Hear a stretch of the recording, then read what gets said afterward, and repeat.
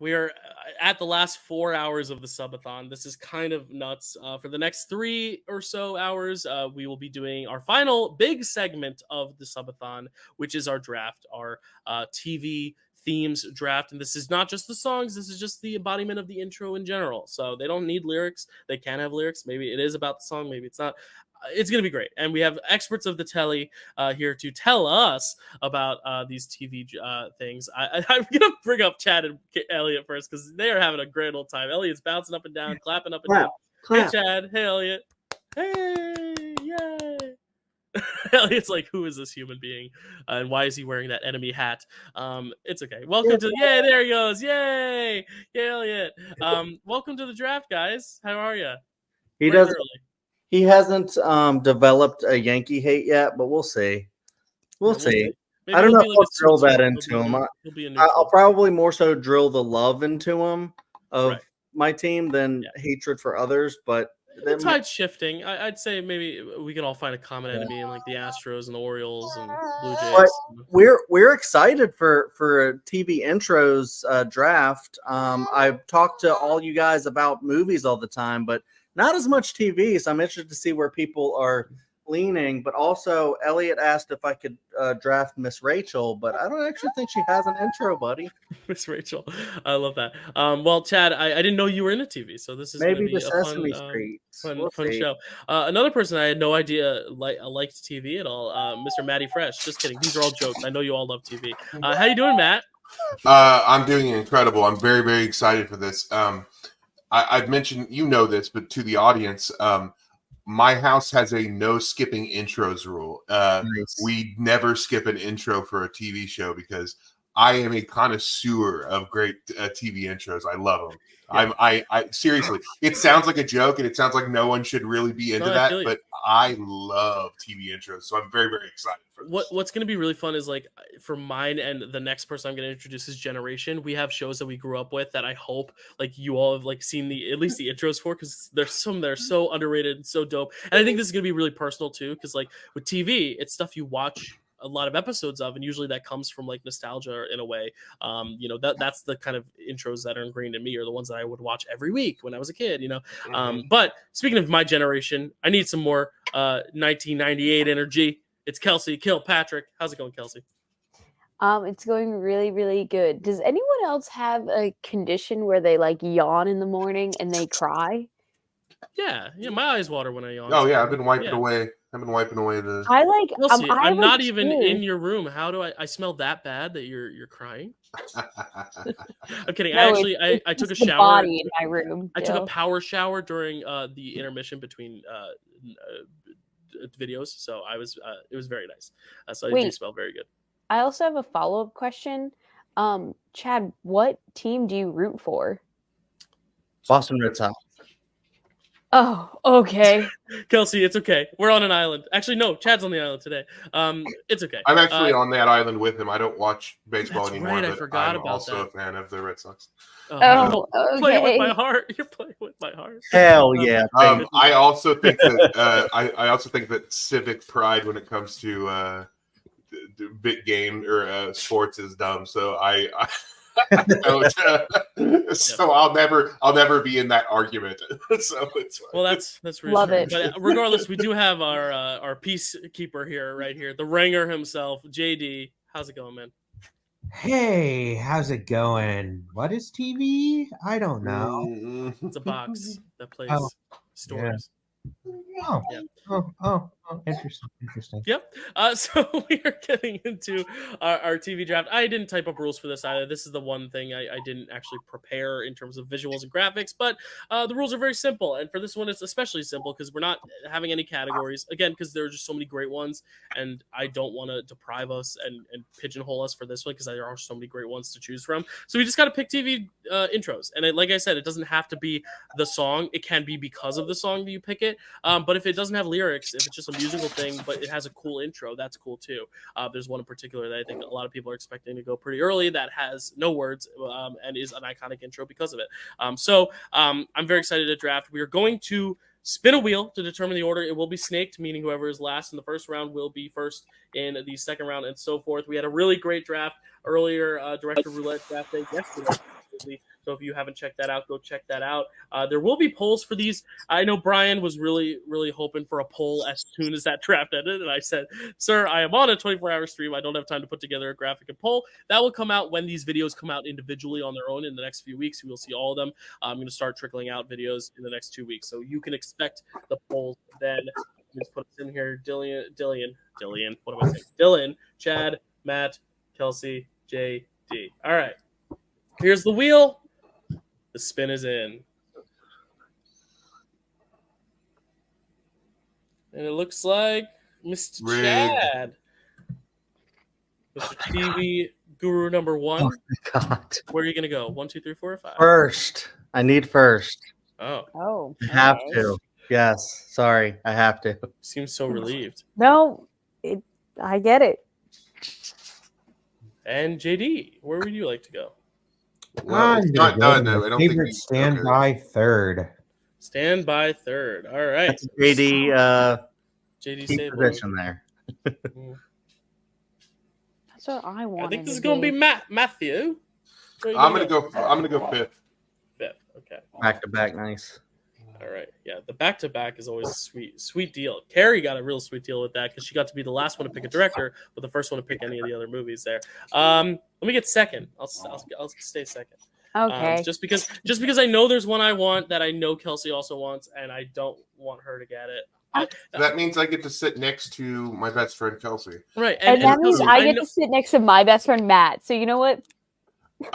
Kelsey, and I know that if you went before me, you would take this. So I genuinely don't think, because I don't even know what you're talking about, Dyl. But okay, anyway, maybe I'm wrong. No, Maybe no. I'm wrong. I'm. Matt, and you I would just like to say to my best friend Kelsey is that despite all of the revelations that have come out during this live stream about how different our tastes are in certain things, I'll always love you, and I'm I hope you don't abandon me because I like Bill Murray and stuff like that. It's okay. I get it. You probably had like a golden age of Bill Murray where I am introduced to him and like I hate him. Okay, Guys, let's not. if we hit 2,000 subs, I'm gonna buy Matt a Shark Tale poster and Kelsey a Bill Murray poster. And Okay. see how that goes. Why can't they be nice things? All right, let me pull up. All right, Everyone, stop subscribing.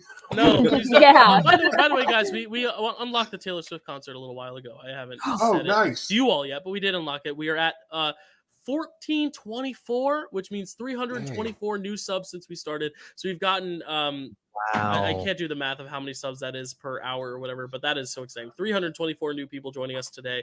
And I've been seeing the numbers, the viewer numbers, they'll always like grow a little bit. And every time they grow and shrink, we always end up getting a few more subscribers. So people are coming on, they're watching, they're like, hey, I want to check this guy out. I want to subscribe. I'll come back to this video later. Hopefully they're hooked. So I'm really excited about that. So the next thing, this is the big one for Matt. If we hit 500, we're getting a Billy Wilder ranking here, which is fun because he's the runner-up for March Madness. And then if we hit 750, I'm going to do all the Final Four, so Wachowskis and Linklater as well. And again, they might be an option in the future for March Madness, but I will expedite that process faster if we hit 500 subs. They will eventually come, but it'll just make it faster. All right, Chad, you're on the clock.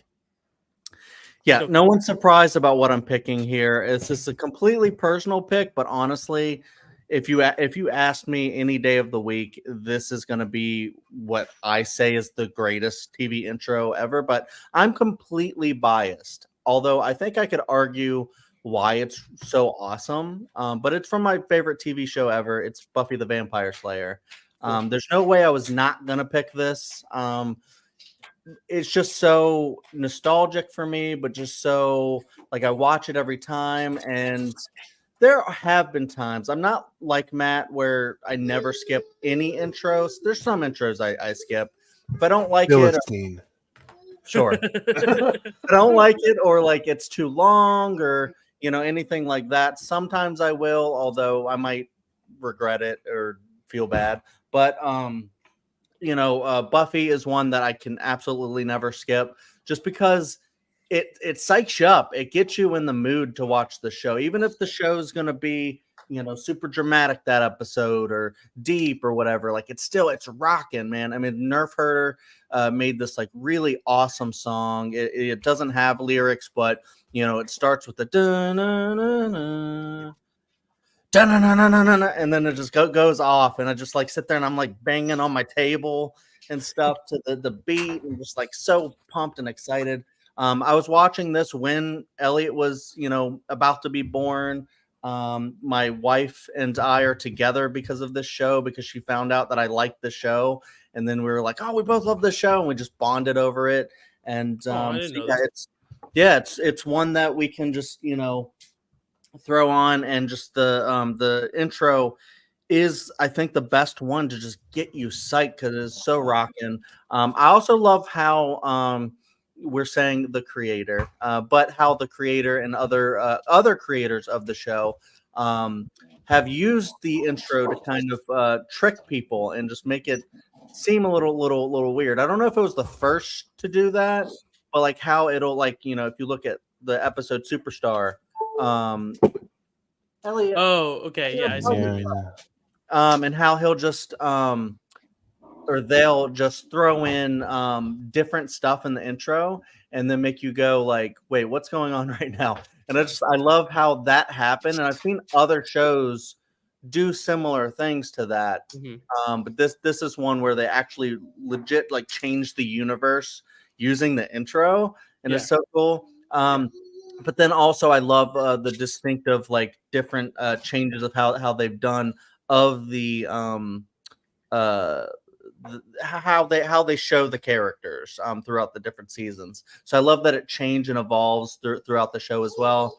And there's even been some issues, like you even brought up the whole thing about Amber Benson and stuff, and I do think that's a big thing. You either think that's kind of cool what they did, or you think it's kind of disrespectful and weird, and I think it's a little bit of both, to be honest. But it is interesting where you have like kind of politics about the intro and stuff as well. So I don't know, it rules, and it's one of my favorite things ever, and I just want to listen to it all the time. And it's the best. And I want to keep going on, but there's a whole draft to do. Mm-hmm. Matt? I'm going to try to not talk about the show itself, since we will be doing a Buffy draft. But this is obviously really high up there on my list. It's I don't actually have a list per se, so I don't know where I would have ranked it initially. It probably would have, if I had gone first, I probably would have taken it first though. This is one of my absolute favorite intros of all time. It actually starts with a howl, Chad. Yes. Not the that riff, but it does. You're right. But there's something about that howl that always just unlocks this joy inside of me, because I know that this intro is about to happen. They change the intro twice every season, as far as the edit Clips. of it, the clips and stuff like that. And it has always been my favorite version of that, like with the clips and where they update and stuff like that. Because there's always certain hallmarks that you get with it. You get the characters, but then you also get at the end with the drums, you get the shot of the whole Scooby Gang together in whatever the thing is, and I always love when that changes, and I kind of anticipate when it's like, okay, so what's this new one gonna be, and it goes to this new thing, and it's always really, really cool the way that's built, or the way that's built, put together, and then you always get that shot of Buffy at the end, which is funny because spoiler alert, but starting in season 6, the person at the end is not actually Buffy. It just looks like it is Sarah Michelle Gellar, but it's not Buffy, because it's I'm not going to spoil this, but Right. it's a different character.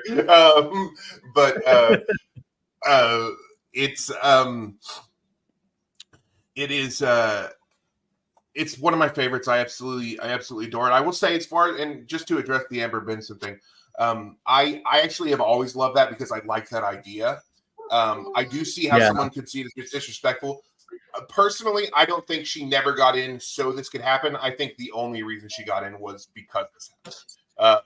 I think she should have been in the opening credits before that, but I think that she was the studio, because I remember reading it or hearing an interview about this, how she was like, I would have loved to do that, but the studio did not want to pay her the amount you have to be paid in order to be in the opening credits. That's and that is part of the problem.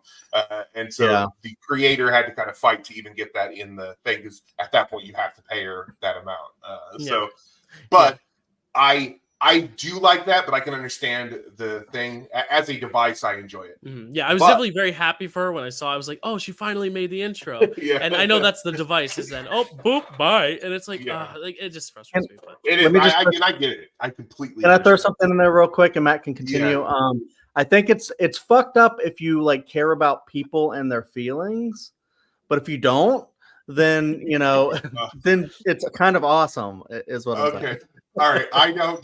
It is a little malicious, but it is effective. It did work.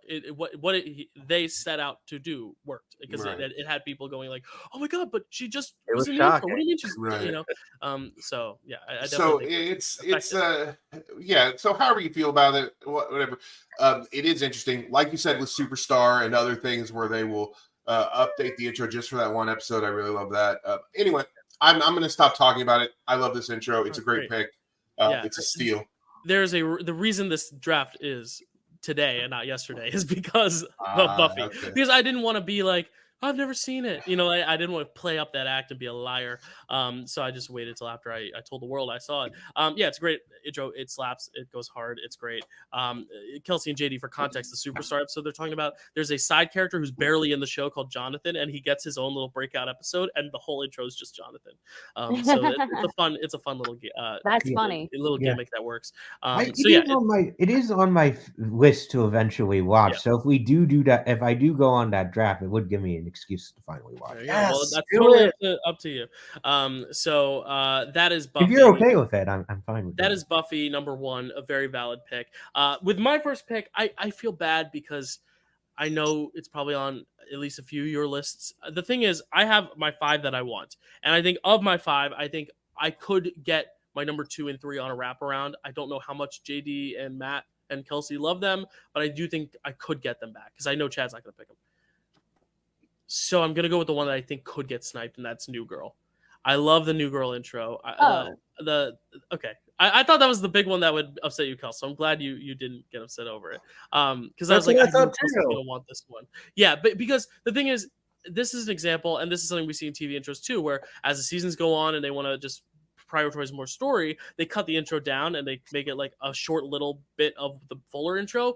But the good thing about New Girl is it works both ways. Like, I think the full intro is sweet. You can see the dynamic with these characters just from this intro. You kind of get the vibes of, okay, he's the silly one, the funny one. He's the one who gets a little irritated. He's the one who really likes her. Like, you can see Nick, Winston, and Schmidt for the most part, unless it's anyone else in that intro. But like, I think it's just the 3 of them, right? Or is Coach ever in the intro? I don't know. The later season, or in the seasons that he's, I know he's a main character. He gets updated to main cast. I don't know if he's in the intro. He might be. But either way, like, you can definitely see the relationships just from that intro, which I think is really sweet. I think Zooey Deschanel also just has such a pretty voice. And I like the "Hey girl, how you doing?" like the whole intro there. But I also like when it's shortened and it's just, "Who's that girl? It's Jess." Yeah. It's like, okay, we're back. Like, it doesn't have to necessarily be. It works as a jingle and as a song, is what I'm trying to say. So I think New Girl, it's also just very fun and playful in the visuals with the little sets and prop pieces that they bring in, and everything feels like they're just moving into an apartment because everything's cardboard. I don't know. It gives that great fuzzy feeling inside every time I watch it. It's a favorite show of mine, but we're not here to talk about the shows, it's the intros. But it is a great intro to set up what that show in the dynamics of the relationships are. Chad. Yeah, I just wanted to go real quick. I do think it's amazing. I love how it does kind of give the vibes of like they just shot it in their loft, and I love how it does the "Hey girl, what you doing?" and then it ends with her say, "It's Jess," and then they just kind of like walk away. It's like kind of feels like the ending is great too. Yeah, what those characters would do, Mhm. and it's also plays into the character because the characters like they're like, Jess, are you like the monologue, like singing a theme song about yourself, or monologuing to yourself and things like that. So it just seems like something that would happen in Jess's head, right?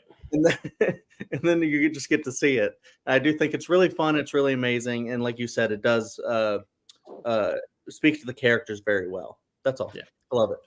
Kelsey, I know I thought I was a big sniper for this one, taking it from you, but I know you love this show. That's why I said that, because you are Jessica Day. So God, thank you. is that a compliment? Okay, good. Aw. Because I thought it was a compliment, but you never know. Sometimes you'll be No. like, oh, you're this or that, and then people will be offended. But I think it's a good person to be. But No, what are your thoughts on this one? yeah, I identify as Jessica Day. Sometimes I identify as Nick Miller. It just depends on the day. But I will say that this intro did cross my mind, and the reason why I kind of have it further down on my list is only because I think it was like season 4 they changed it. They got rid of the sweet little intro, and then they just made it like instrumental. It's like an electric guitar, and it's like and that's when they have like just the pictures of all the characters. But it's a really good pick. I thought you were gonna take something else. Oh, you might take that. Nice. Well, I don't even know if I want it though. It's so stupid.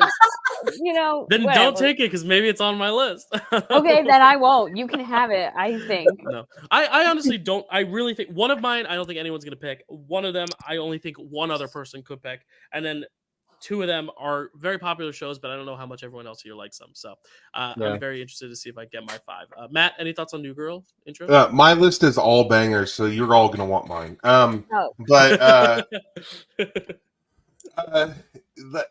Okay, so a couple things. Number one, I'm not going to tip a pick, but there's another show that I have watched literally at least 100 times all the way through, because it's constant rotation in my house. Okay. Yeah. That a character name of I'll just call him Nard Dog, does sing this theme tune at one point, except who's that girl? It's Andy. And I had not seen New Girl at that time. And so when that intro happens, when I finally did go watch New Girl, I was like, oh hey, I was the Leonardo DiCaprio meme. Yeah. And it's great. The great thing about this theme, because Chad was saying about how it could be something going on in Jess's head. The great thing is, in the very first episode of the show, she sings that before we ever see the intro. She sings because she's That's right. She's trying to seduce her boyfriend or whatever, and the song that she's singing is "Who's that girl? Who's that girl?" Yes. It's Did Jess. you just make a theme song for yourself? Yes, exactly. And then so that becomes the theme song. So that's always cool. But yeah, I really love this one. My favorite part of the intro, and I'll if I can, I'm gonna do this for all of them. Tell you my little favorite part of each intro. My favorite part of the intro is at the end when Schmidt holds up the thing and makes his little awkward smile. Yeah. That's but yeah, it's a great pick. JD, any thoughts on New Girl? Have you seen it? I mean, I have an episode here and there, but a lot of this, a lot of this is about.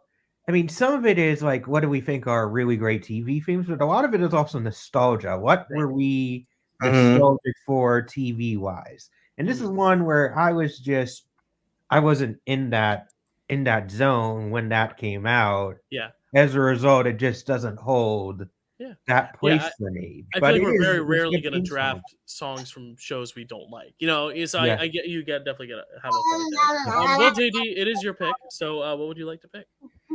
So there's only one show that one theme song. If I didn't get, I would be very, very upset that I didn't get.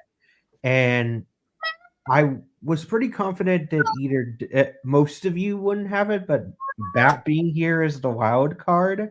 So I'm gonna take it now since he has 2 picks. It's the Muppet Show. Oh, I nice. love the Muppet Show. The Muppet Show.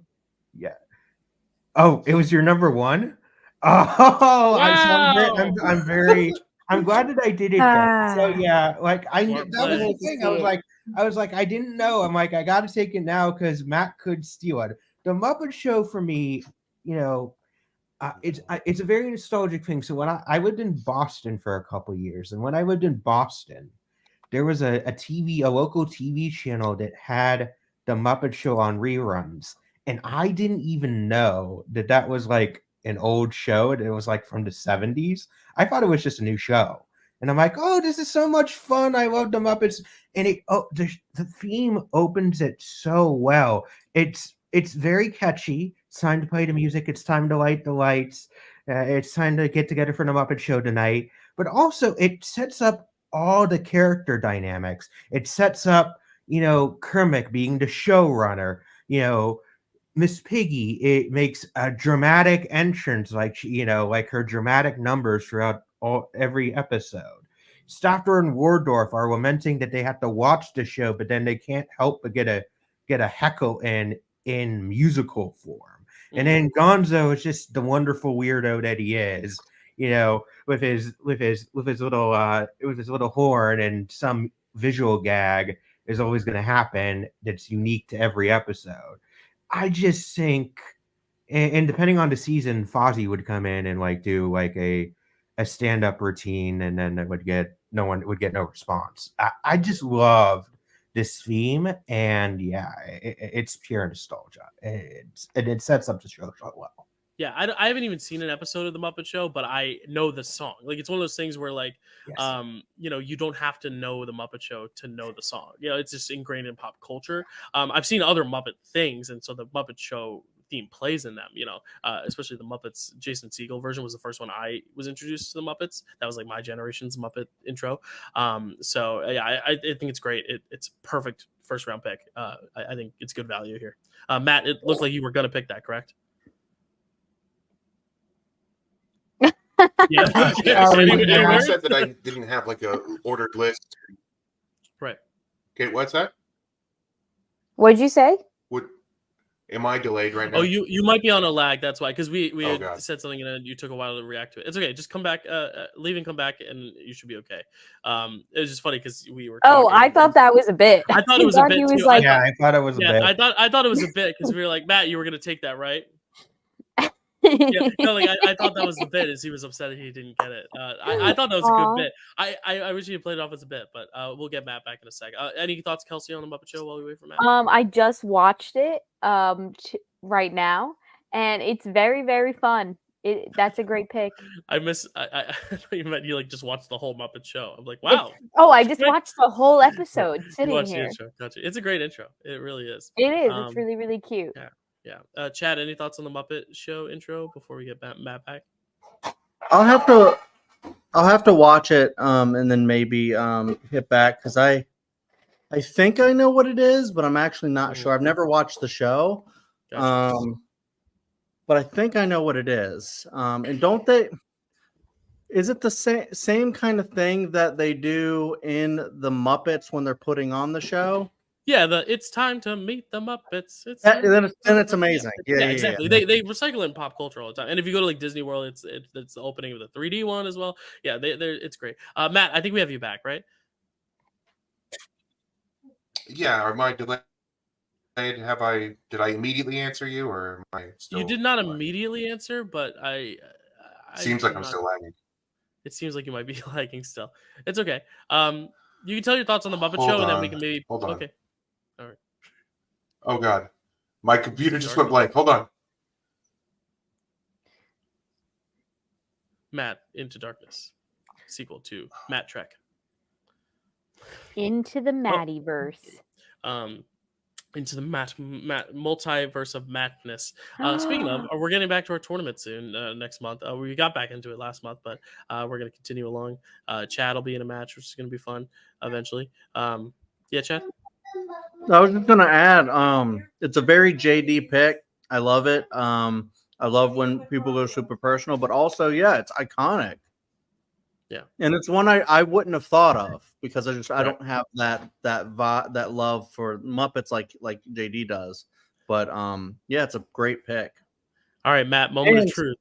and we go back into time. It's an Right. older one, which is great. Yeah. Matt, moment of truth. How are we doing? We're doing well. How's that? Yeah. Hey, really, really well. That is some good call and response, baby. All right. All right. Matt, what are your thoughts on your number one pick? Okay. AKA So JD's. I had said that I didn't have an ordered list, which is true. But I knew I was going to have a first pick, and I was like, I'm just going to go Muppets. It's classic. It's and it's iconic, and it's just so good. If you ever need to know anything about the Muppets, just watch that intro. If you've never watched the Muppets, that intro has exactly everything that you need to understand who the Muppets are and what's going on. Statler and Waldorf, I hope we're gonna do a Muppet draft someday. Oh yeah! Oh my God! Yes. I have a lot of prep. I have a lot of prep to do, but we will do it eventually. Statler and Waldorf were my favorite Muppet, and you were talking about how they have their lamenting during the intro. Really, everybody's present. Everybody has their job. You understand who everybody is from this intro, and like you guys said, even if you've never seen the show, you know this intro, and they recreate it beautifully in the Muppets, the Jason Segel Muppets movie, because it's very, very well done and introduces that to a new generation. But because the Muppet Show was a primetime show, not just for kids, it was a variety show just like any other variety show that was on at the time. And it had just this really great variety show opening. It's just so iconic, and I love it, and it's a great pick, JD. It was going to be my number one pick, and now I have to figure out what I'm going to pick first. But yeah, really, really, really great pick. I love it so much. Cool. Sweet. Kelsey, you're up. What do you want? Okay, so I have like really obscure choices. So now I'm worried you're going to snipe one of my underrated ones. This was really hard. You asked me to think of TV show intros, and I immediately forgot every TV show I'd ever watched in my whole life. Yeah. That happens. This one dawned on me. Yeah. I don't know which one I should go with first. Okay. I think I want my first overall pick to be something kind of iconic. And I am going to pick That 70s Show intro. Nice. I just it's one of I had a few qualifications in order to make my list, and one of them is that I just very rarely would skip it, and this is one that I very, very rarely skip. I don't think I ever really do skip it, just because it's short, it's got a catchy song. You get a good sense of all the characters. They're all packed into the Vista Cruiser together. They switch seats, so you get a taste of who's paired up with who, what the dynamics are.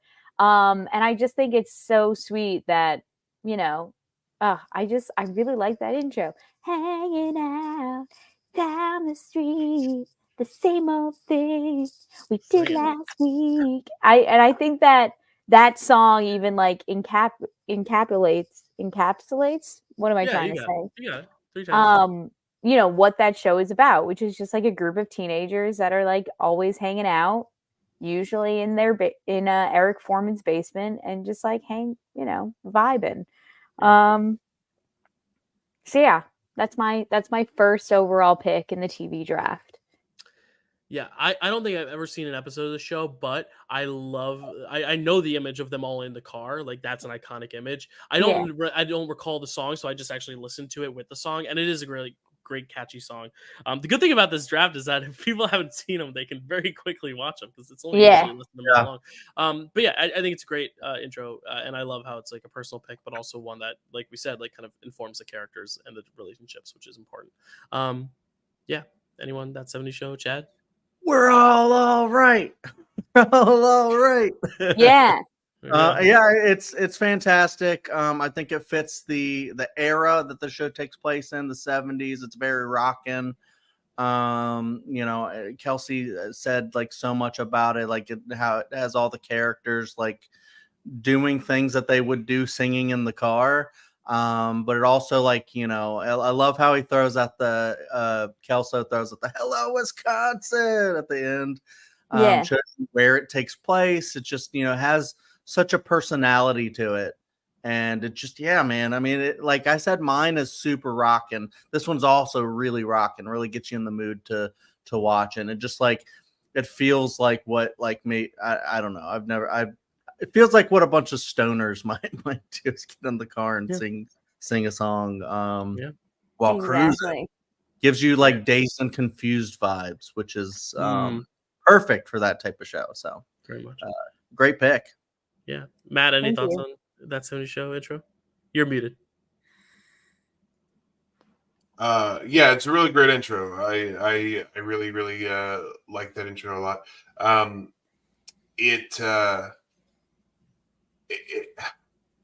It makes you like it. It helps you understand the friend dynamic before. Like if you've never watched an episode of the show, watching that makes like you understand these are the friends and these are what they're doing. And even Red and Red being annoyed by what's going on, like you get the dynamic of everybody in that, and I think that makes it really solid. The song is great. The "Hello Wisconsin" at the end is my favorite part, and yeah, it's a great pick.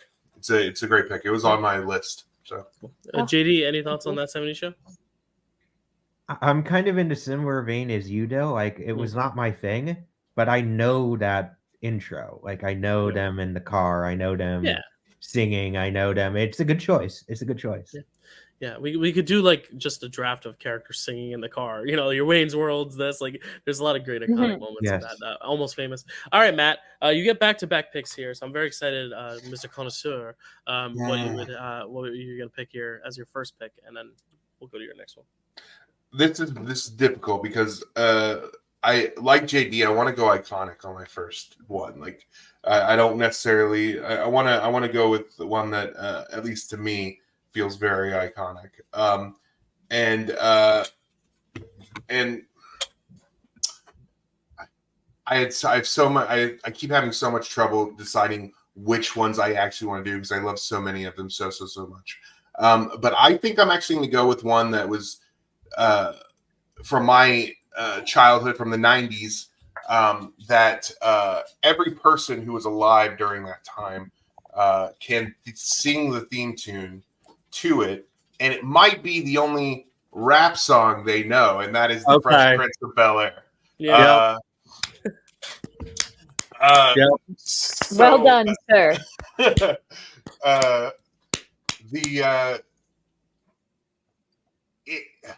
It brings back a concept that was kind of popular, decades before, which is to explain the premise of your show in the intro, and it's used to great effect here because by the time you start an episode, you know everything you need to know, and that's what's great about it. Plus, this was a rapper.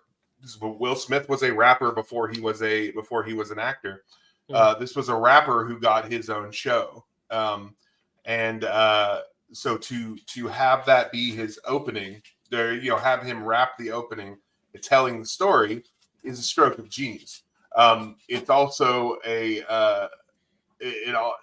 was so catchy. Every person at that time, and probably after, I imagine you guys know this intro as well. If you were not alive yet during the big of this, but every person could sing this theme tune, and it had really, really great over the top visuals, like the actual visuals of the story that was happening in there was so over the top, and that was by design. They wanted it to stick in your head. They wanted you to understand in as simplest terms possible.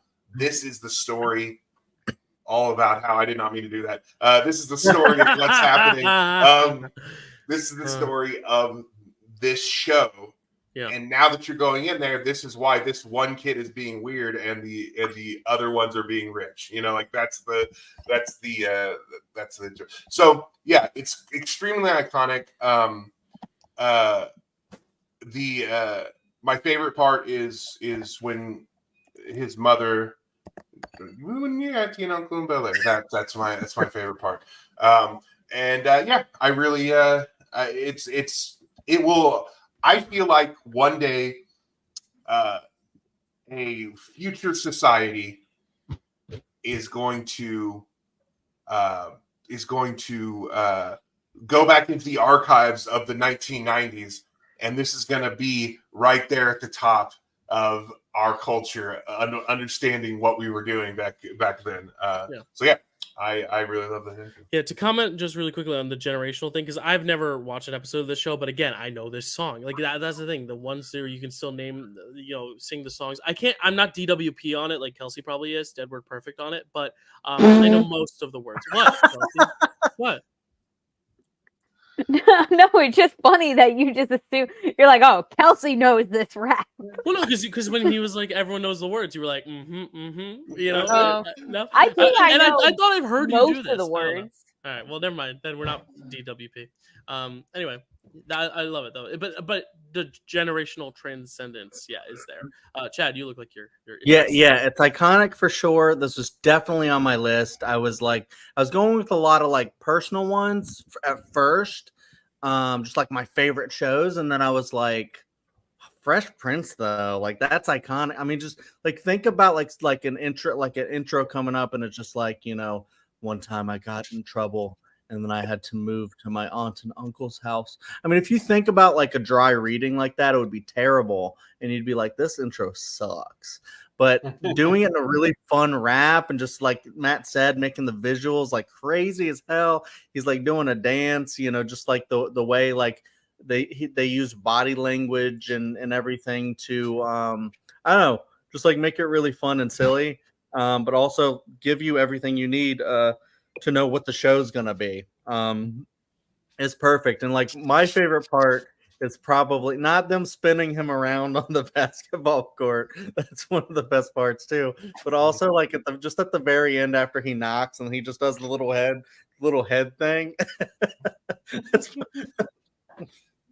That's my favorite thing that he does. I don't know why. Why would you do your head? It's the best. Yeah. JD, any thoughts on the Fresh Prince? Oh my God, yeah, such a great choice, Matt. Such a great choice. And speaking about the the like being like the transcendency, like you guys all know it, but like me, Chad, and Matt are of a certain age where like we were in the era of channel surfing, like Nick and Night. Like you were at the tail end of it, but like I remember Nick like Nick at Night and TV Land, like those are huge things for us. Like when we had like days off or like we were sick, like we would just spend all our days like watching like reruns of stuff, and like this is on like repeat for me. And like going back to like the kind of like the insane visuals of it, like my favorite part is always like when he gets out of the taxi and he's just like the walk that he does is insane.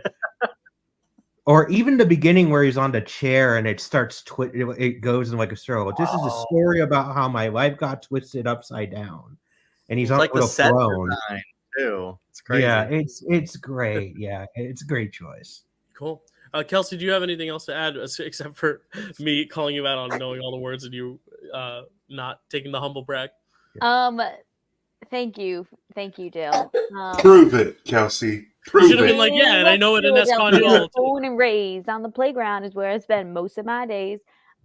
We know it. Chilling and maxing and relaxing, all cool and all, shooting some b-ball outside of school. Yeah, you're familiar. I will say, you've seen the show. So, so You could say it slapped. fun fact about me and Dyl is that we went to a musical theater camp together for years, and part of the camp was putting on a themed cabaret, and one of the themes for one of the years was TV shows intros. It was called On Air Live, and this song very well did feature in said cabaret, and someone did very well rap it. Whether or not they did a good job, I can't remember who that's did it. not Kelsey. for me to say. Oh, can you text me? Can I just tell you her first name? Sure. Wait, I'll text you. Yeah, because you said for better or worse. I don't want to allude. Okay, to it wasn't good. Sure. Yeah, sure. On Air Live was a formidable memory of mine. Because it was also just an homage to TV in general. Like there was a whole American Bandstand section where we did like songs from the Beatles too. So like there was like other different vignettes and stuff, but it was like just basically a ode to television, which was so fun. I got to play Donny Osmond. Oh yes, yes. All right, I just texted Dyl the person. Yeah, I remember. If you're listening, you're cool. All right, let's move on. Did you just tip a pick, Dyl? What? No, you said Donny Osmond. Never mind. Go ahead. Oh yeah, true. Oh sorry. No, I know. Probably not. Pick another pick because now I'm distracted by a memory. Matt, go ahead. I will say, I'm sorry, real quick. The only episode that I remember of the Fresh Prince of Bel-Air is the one where he like cries to Uncle Phil and he's like, why didn't he want to be my dad? Dude. The line is, why don't he want me, man? I know. It breaks our hearts. Yeah. God, that was tough. That's a crushing episode. Yeah. Okay, go ahead with your next pick, Matt. All right. Okay. It's hard because there's some like I'm thinking I can probably get on the wraparound because they're very personal. But then also like I don't know you guys. Maybe I mean I do, but I don't know what you're gonna take. This so is I'm a gonna specific topic too. It's like even if like I know Chad doesn't like a certain show, but am I gonna pick the next pick I'm gonna pick because I'm worried he'll get it still, even though he doesn't like that show? Yeah. Does anything I just said make sense? No, but it'll make sense. So I'm gonna go with a heart pick because I went with an iconic pick. So I can just do that back to back. I'm gonna go with Batman the Animated Series. Nice. Which is everybody who knows me knows how much I love Batman. I'm a big Batman stan, and the greatest Batman ever put to film is Batman the Animated Series. Now that opening, perfectly okay. Like Batman. My 4-year-old also likes Batman. You're like, which of you has a small child? Wait, I literally was like, there's no way that's Elliott. Yeah. That was my God, imagine that was Elliott's I was first word. Wow, Elliott can speak full sentences. That's crazy.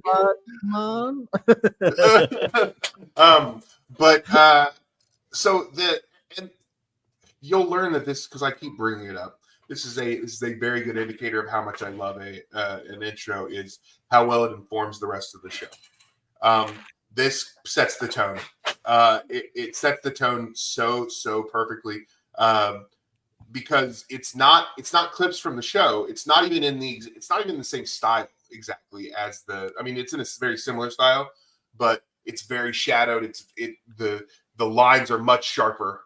In the intro video. But it tells you exactly what you're gonna get with this Batman show, which is Batman in the shadows, the bad guys trying to do bad things for some reason in Gotham. I don't know why they keep doing it in Gotham. They know that Batman's there.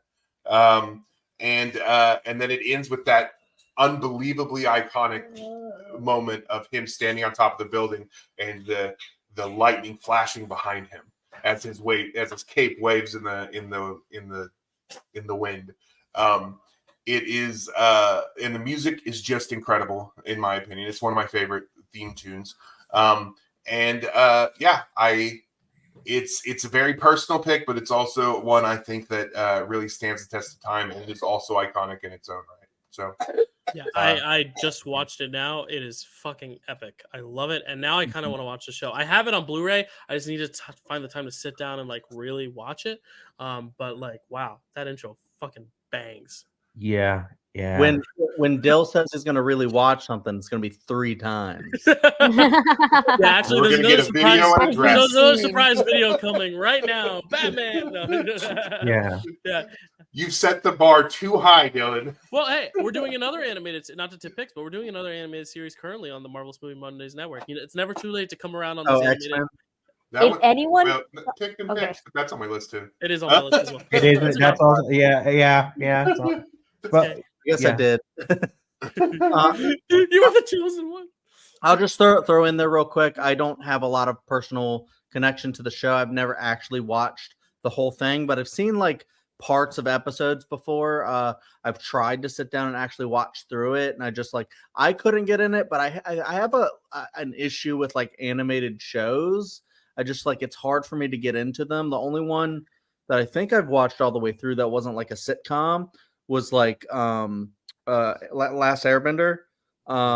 But yeah, I do want to sit down like Dylan and actually watch through the whole thing because yeah, that intro slaps.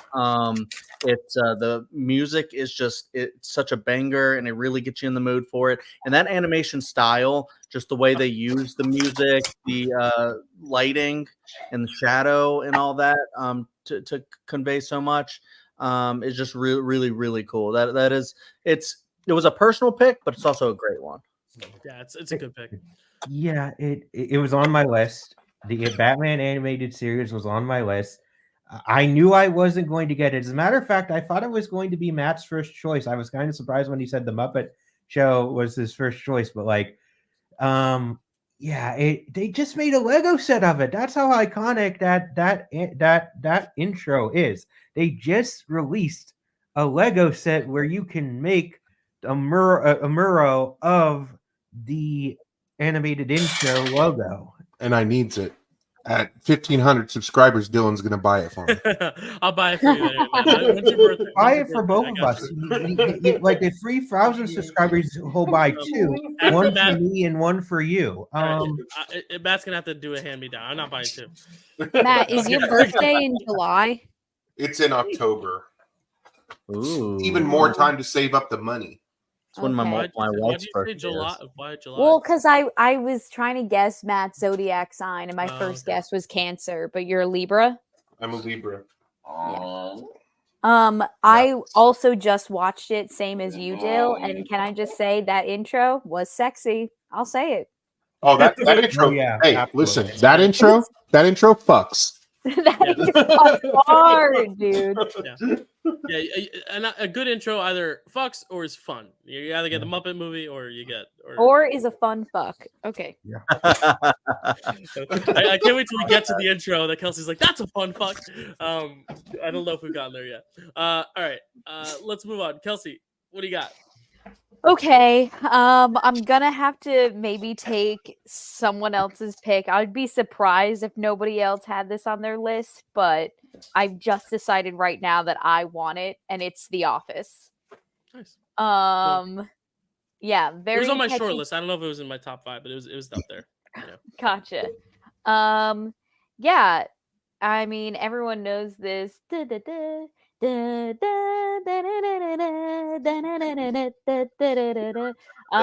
me, for an intro to be like really, really good for me, it's all about the musical element. Like it's all about the catchy tune. Like if it doesn't get stuck in my head later on in the day, I don't think you made a successful TV intro.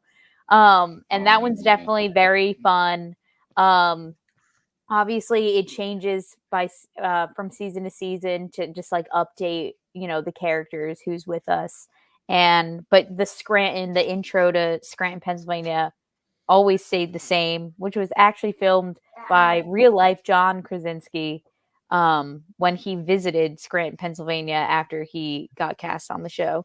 Yeah. And yeah, it's just an iconic pick, and I want it to be on my board because people are going to see it and go, ah, yes, The Office. You know what I mean? Yeah, I mean it's iconic. Like you play that music and everyone knows it, regardless of if you love the show or not. It's a great pick. Great pick. Matt, If I can go real quick, and then I need to make my son some cereal. Okay, so earlier I alluded to a mystery show that no one caught on to it featured the New Girl theme tune, someone singing it. It was this show. Surprise, oh, everyone. this nerd dog. This nerd dog. You guys didn't know Okay. Oh, now that makes sense. No, we did. But this was definitely on my list. As I said, without hyperbole, I've seen this show probably 100 times. And as I said before, we don't skip intros. So I've heard this theme thousands of times. It is it's iconic. It's great. The opening is the video, like it introduces you to the characters. What I love about it is that it's not over the top. It's almost like it's people working. Like, and that's that is the goal. That's what they're trying to convey. Yeah. Is that it's just people working. It's and the marvelous thing about it is that, you know, like with the Buffy one where it changes twice a year, and I'm always looking for that. I'm not looking for this one to change. I'm pretty sure up until like for the first like 5-6 seasons, the shots are the same, and they've added a few people. It only changes when the manager changes at the end, right? Yeah. So like that, yeah. So the shots kind of change toward the end, but for the first little bit, it's the same. It's season 1 John Krasinski through until probably season 7 or something like that. Yeah. But it's absolutely iconic. As I've said before, it sets that tone. You want it to it tells the audience who's about to watch this exactly what they need to know. These are people working. I honestly, when it comes to my favorite parts, I love the whole thing, so it's hard for me to put a thing. I will say that the interstitials in between in the during it where like you see like the printer printing and stuff like that, those shots, or at least shots similar to that in the original UK Office, were used as interstitials between scenes. And so they kind of like took those and put them into the intro.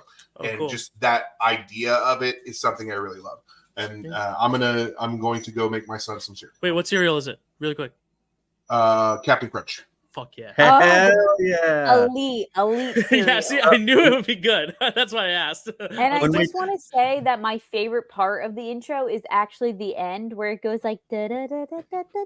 You know what I'm talking about? Yeah, when it the like intro. zooms right in on the sign. Yeah, the That's good my spot. favorite part. I really like that musical moment. It tickles that spot in my brain. I really like. You know And what I kind of mean? like what I just said, like it changes the manager too. So like you get a different ending with Creed as the manager, with Andy as the manager, with Will Ferrell's character, D'Angelo Vickers as the manager. Like it changes every time, which is fun, because each one is different. Great intro. JD, The Office. Oh, good choice. Good choice. It wasn't on my list, but really good choice. Nice. Chad. Thank you, JP. Yeah, I mean, I definitely thought about it. So I mean, I didn't like construct like an actual list, but I had ones in my head that I was going to pick, and a lot of them were personal ones. But The Office was definitely up there as one that I was highly thinking about. Depending on how the draft went and what other people started picking, like if someone else got Buffy, and then I was just like, well, now I got to think about other stuff to pick. The Office would have been high up there for me to get. It's just, yeah, it's so iconic. The song is just incredible, and it feels so simple and kind of mundane in a way, but also exciting. And it's just kind of like it totally matches the vibe of like working in an office and just like that type of show. Yeah, I mean, there's not much else to be said about it really, but I love how it's like I think it's like close up on like printing and just day-to-day tasks in an office. Well, because also Yeah. it is the documentary essentially that we are Yeah. watching, that they're constructing, that they want it to be taken seriously. It just so happens that all this shit goes awry. Like they Yeah. are setting out to make this documentary about this paper company, so it is trying to look a little bit more formal in a way that the show is not, which I like. Yeah, and it also definitely helps to build the world, because we spend most of the time in the office, and then sometimes we'll go out, we'll go to Chili's, or we'll go, they'll do their Michael and Jan's house, dinner party. That, or they'll do the sitting in my office with a plate of grilled bacon, and they'll do the whole thing. They'll show different parts of Scranton and stuff in that, but like most of the time they're just in the office. So to have the intro show more of like Scranton, to kind of show you where you are and stuff like that, it has some great use as well. Yeah. All right, JD, you're up next on the clock. One more pick to me. So if you take the one I'm going to pick, I will cry on camera. I am very tired. Let's do it, JD. Come on. JD. I don't know what he's talking about, so I think he's fine. I hope. But if you're a certain age, this show was appointment television. This sitcom was appointment television. Yeah, I'm safe. And this theme song is iconic. Friends. God damn it. I will be there for you. Oh, I thought you were going to go a little older. I didn't. Okay, cool. Yeah. I didn't know if this was going to come. In seeing Chad's reaction, it wasn't going to come back to me, so I kind of had to go.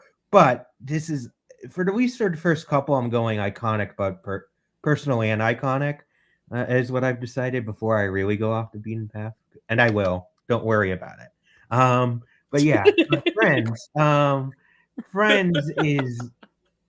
Yeah, it was he said if you're my age, Chad age, like even Matt's age, that was the show.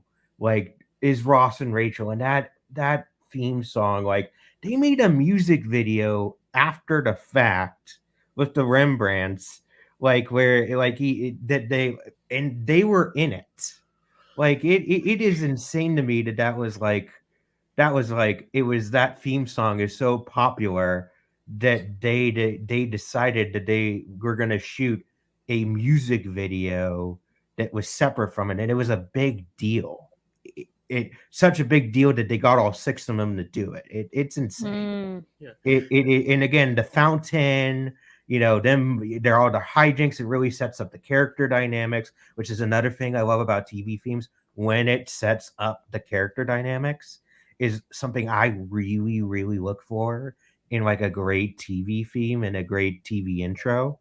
It's iconic. I don't know what else to say about it. I think there's something to be said that every time, ready, I'll show you. So no one told you life was gonna be this way. See, there's a reason that happens. Audience it's because it is one of those things that no matter where you are, I'm at work. It'll be playing at work because I sometimes forget it's an actual song. I'll be at work. I'll have a tray of food. I'll be like, whoops, whoop. Like I'll do it. I don't care. Like I'll get him another steak and shrimp combo. I don't care. I'm clapping.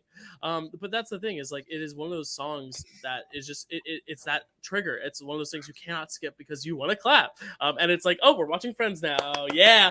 And I also think there's something to be said about the lyricism in the fact that when Matthew Perry passed, now it's being played as a ballad, and what those lyrics mean when you slow it down, you actually listen to the words. It really has a lot of good emotional context. It's not just this fun upbeat number, but the actual lyrics of what it's saying about friendship is very important. And I think that's something we've been seeing a lot lately. I mean, it was the song I sang at the Pickle Awards for the In Memoriam for that reason, but also because I think the lyrics are very true and speak to eternal unconditional love. And I think that's something that the high, fun, poppy beat doesn't always indicate when you don't pay attention to lyrics, but then when you do, it really all comes full circle. And that brilliant pick. The cast chemistry too, like you could even see it in that intro, like it was there. And like when they did that like reunion a couple of years ago, oh my god, that reunion was so good. You just was like, oh my god, they're back together. That like, even though that reunion came out the weekend that the theaters felt like it was finally back, because it was the weekend that Cruella and Quiet Place 2 came back out on the same weekend in May. Yeah. It was like around Memorial Day, and I'm like, okay, finally 2 big movies in theaters at the same time. We're kind of back. And I remember In the Heights was about to come out. It was just that start of the summer, and then watching that Friends reunion. It was just the best. Like, okay, we're finally coming around this thing, the pandemic. So that was just such a beautiful reunion. I love it. But we're not talking about that. We're talking about the intro. Anyone else thoughts on the intro? Yeah. Real quick, and then Matt can go. I this was heavy contention for me. I was like, you think about iconic intros, this is one for sure. I mean, it was like the show of the 90s, and like, you know, the sitcom. It's like, it's hard to top Friends. I mean, you can. There's some issues with Friends, let's be real. Yes. But like, it is also just such an iconic show, one of the biggest shows of all time. And that intro really hooks you in, that you can't listen to the Rembrandt's real song without just thinking of, like, you know, daytime TV or like, you know, tuning into one of your favorite shows. It's so linked to it. But yeah, the lyrics are beautiful, like Dylan said. It's very fun. It requires audience participation. If you're not clapping, if you're not throwing away someone's dinner and clapping, So sad. That's what I say. Yeah, you're It is a little sociopathic. If you're not clapping along to that song, you're dead. Let's be honest. you're dead inside. Yeah. Kelsey, were you there the day I realized it was 4 claps, not 5? Yeah, I think I remember I that think you were actually, there. because I remember having a conversation about how many claps there were. And I think it was me and you. I think we had like a fight. Yeah, no, I was going, no one told your life. Wait, no one clapped because I want to show you what I did. No one told your life was gonna be this way. That was 5. So I did like a pickup. It was bop, bop, bop, bop, bop. But it's really bop, bop, bop, bop. It's not bop, bop, bop, bop, bop. So I was adding an extra one into when it. we were filming the intro for the Pickle Awards that year, when we clapped to 3090. Is that what you're talking about? Oh yeah, it was me, you, and Zach. It was me, you, and Zach. We had an argument about it. And Zach was like, I think it's 4, but it might be 5. And Kelsey's like, no, it is not 5. You are wrong. 1, 2, 3, 4. Guys. There was You had a real clap game now. Wow. Yeah. Oh, and my mom was there too, because she was helping to film, and she was like, Dylan, what are you talking about? Yeah. I remember that. Things. That right there, Dylan's faux pas with 5 claps is like Chandler's is it Chandler's whoopah? It's like that, and then it's also like does Stanley have a mustache? Yeah. Yeah, that's good. That's funny. Matt, thoughts on Friends theme? Okay, so when I said for my first one I wanted to choose something iconic, I was choosing between this and Fresh Prince of Bel-Air. Both great. This one actually meant more to me because this was like my mom's favorite show, and I used to watch it with her. So like this actually holds a higher place in my heart. I've seen the series through several times. I haven't watched Fresh Prince through more than once, but this series holds a really place apart. I mentioned during the Buffy thing how they change the intro twice a season. They do the same thing with Friends, and that's also a thing that I always anticipated. Always wait to see what are the new clips, what are the new videos, and there were certain iconic moments that they had to hit as well. Like, what are they going to do during the clap? Sometimes they're stomping on the floor, sometimes they're doing something else. Like it's always like, what are they doing with that? And who gets what lines is also kind of a big deal. And then like sometimes they shorten certain, like they shorten the character moments to add more clips. So it's like, what's it? Anyway, I told you guys, I'm really, really passionate about intros. I love it. So there's a, which feels like such a weird niche thing to be into. Well, there's 5 of us here drafting it, so it's not that's too true. niche. Don't That's worry. true. Yeah. So yeah, this is very iconic. My 8th grade graduation, my school had a thing where when you finish the 8th grade, they would do a graduation ceremony for you to go into high school. I don't know if a lot of high schools do that or not. Yeah. So at my 8th grade graduation, my entire class, which for context, there were only 23 people in my graduating class. So it wasn't like It wasn't like a huge thing, but my entire class got up on stage during our 8th grade graduation and sang this song as a group. Which, you know, there were some of us who were mic'd and some of us who were mouthing words because they were bad singers. He goes like this because you know Matty Fresh was mic'd. You know it. So there was, so you know, not everybody was actually singing or whatever, but yeah, we sang this at our 8th grade graduation because it feels like a song that is universal for people who spend a lot of time together, like people who are friends or who at least are acquaintances, you know, like it's kind of a universal song. And the intro is it's just so good. You can go to any episode in any season and that intro, the clips, the video, it's all going to be spot on and perfect. Yeah. And that's what you want from a intro that changes, is that at any time you can look at it and it's great. So. Love that. Kelsey, I don't think you talked yet about Friends. I just really liked how they kept the shot of like the fountain the same and all of that iconic imagery with like the couch and the umbrellas and everything, and then they just kind of updated the clips of the actors based off of what season it was. And I knew that this one was going to get snagged by someone, so I didn't even attempt to have it on my list just because there's other things for me nostalgically that I'd put above this, but certainly top tier pick. It's, you know, it's the best of the best for a reason. The great thing about that fountain shot is that it's the first thing they ever filmed together. So that's literally them getting to know each other during that and becoming friends, which is really cool. That's so sweet. Beautiful. How do you top that? So the next pick, it is kind of what I was alluding to, where I know Chad doesn't love this show, but it's one of the most iconic, one of the best. And this is my top 5, like one of my favorite intros. And I think the reason I'm going to pick it now, even though I don't think Chad would have picked it, is because for me, if this is going to be on this draft board, going anywhere lower than second round for me feels like such a disservice, because this is, I think, one of just, I hate bringing objective into a conversation, but it really is one of those things that, regardless of whether or not you like the show, it is one of the most impressive intros, and that is Game of Thrones. I think the Game of Thrones intro, with the world building and the cogs and the way you see Winterfell just completely build itself in front of your eyes, but that every single episode is different. Every single episode is different depending on what location the characters are at that point in the show, I think is so genius. I think it's one of those things that, you know, and I think this is something that gets tough with mythology, and why so many people don't even want to like jump into something like Lord of the Rings, is that they're worried, you know, it's just too much. It's too big a world. It's hard to navigate. What are the concepts of things? What are the names of these races of elf creatures and all this stuff?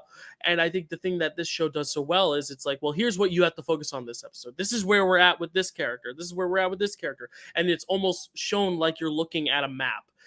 But what I love how everything just kind of builds from the ground up. It's almost like when, you know, for the kids who love to play with Legos like me, like watching something build in front of your eyes.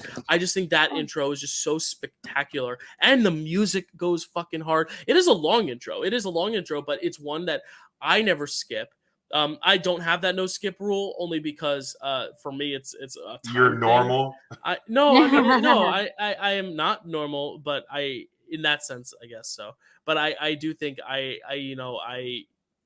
don't skip it because I love to hear the music. I like to listen to music on its own without the theme, but I think the added bonus of the visuals of everything kind of building from the ground up is so important. I think it's one of those intros that, for a modern audience, for like modern television, it is probably the most iconic. If you were just like go on the street and be like, name an iconic theme song that isn't like a sitcom, like Friends is going to be one that people bring up all the time, of course, in The Office, but like for like a drama especially too, I feel like dramas are more just about like, let's just show you the names of the cast and get over with it and get on with the show, because a lot of the stuff we've drafted so far are comedies or genre things. Like Buffy's a genre thing, Batman's a more like genre animated thing, and then everything else we've done is like comedies and sitcoms. So I think there's something to be said about a drama really having this weight, and just the musicality and the instrumentation is so gorgeous. I love it so much. And it's also the thing where that was appointment television, as JD said with Friends. It's like every time a new episode would come out, everyone would sit around the TV, and when you heard the HBO, and then you'd just hear, I'm like, oh my God, it rocks my body like a hurricane. I love it. I freaking love it. It's so good. And it right now I'm like, I want to watch Game of Thrones now. And regardless of what you think of the series and if you like the ending or not, like I still think it's one that can get anyone excited when they hear it. Like it's like really good rally music. It honestly reminds me of like a football anthem when you're introducing like a team and it's like, and now you're New York Giants. Like I think that music could aid in that. It is so good. I love it so much. And Kelsey and I were actually in a show in high school called Game of Tiaras, which was basically a spoof on King Lear using Disney princesses with the mythology of Game of Thrones. So take with that what you will. It was amazing. It was so fun. Kelsey played Cinderella. I played the king.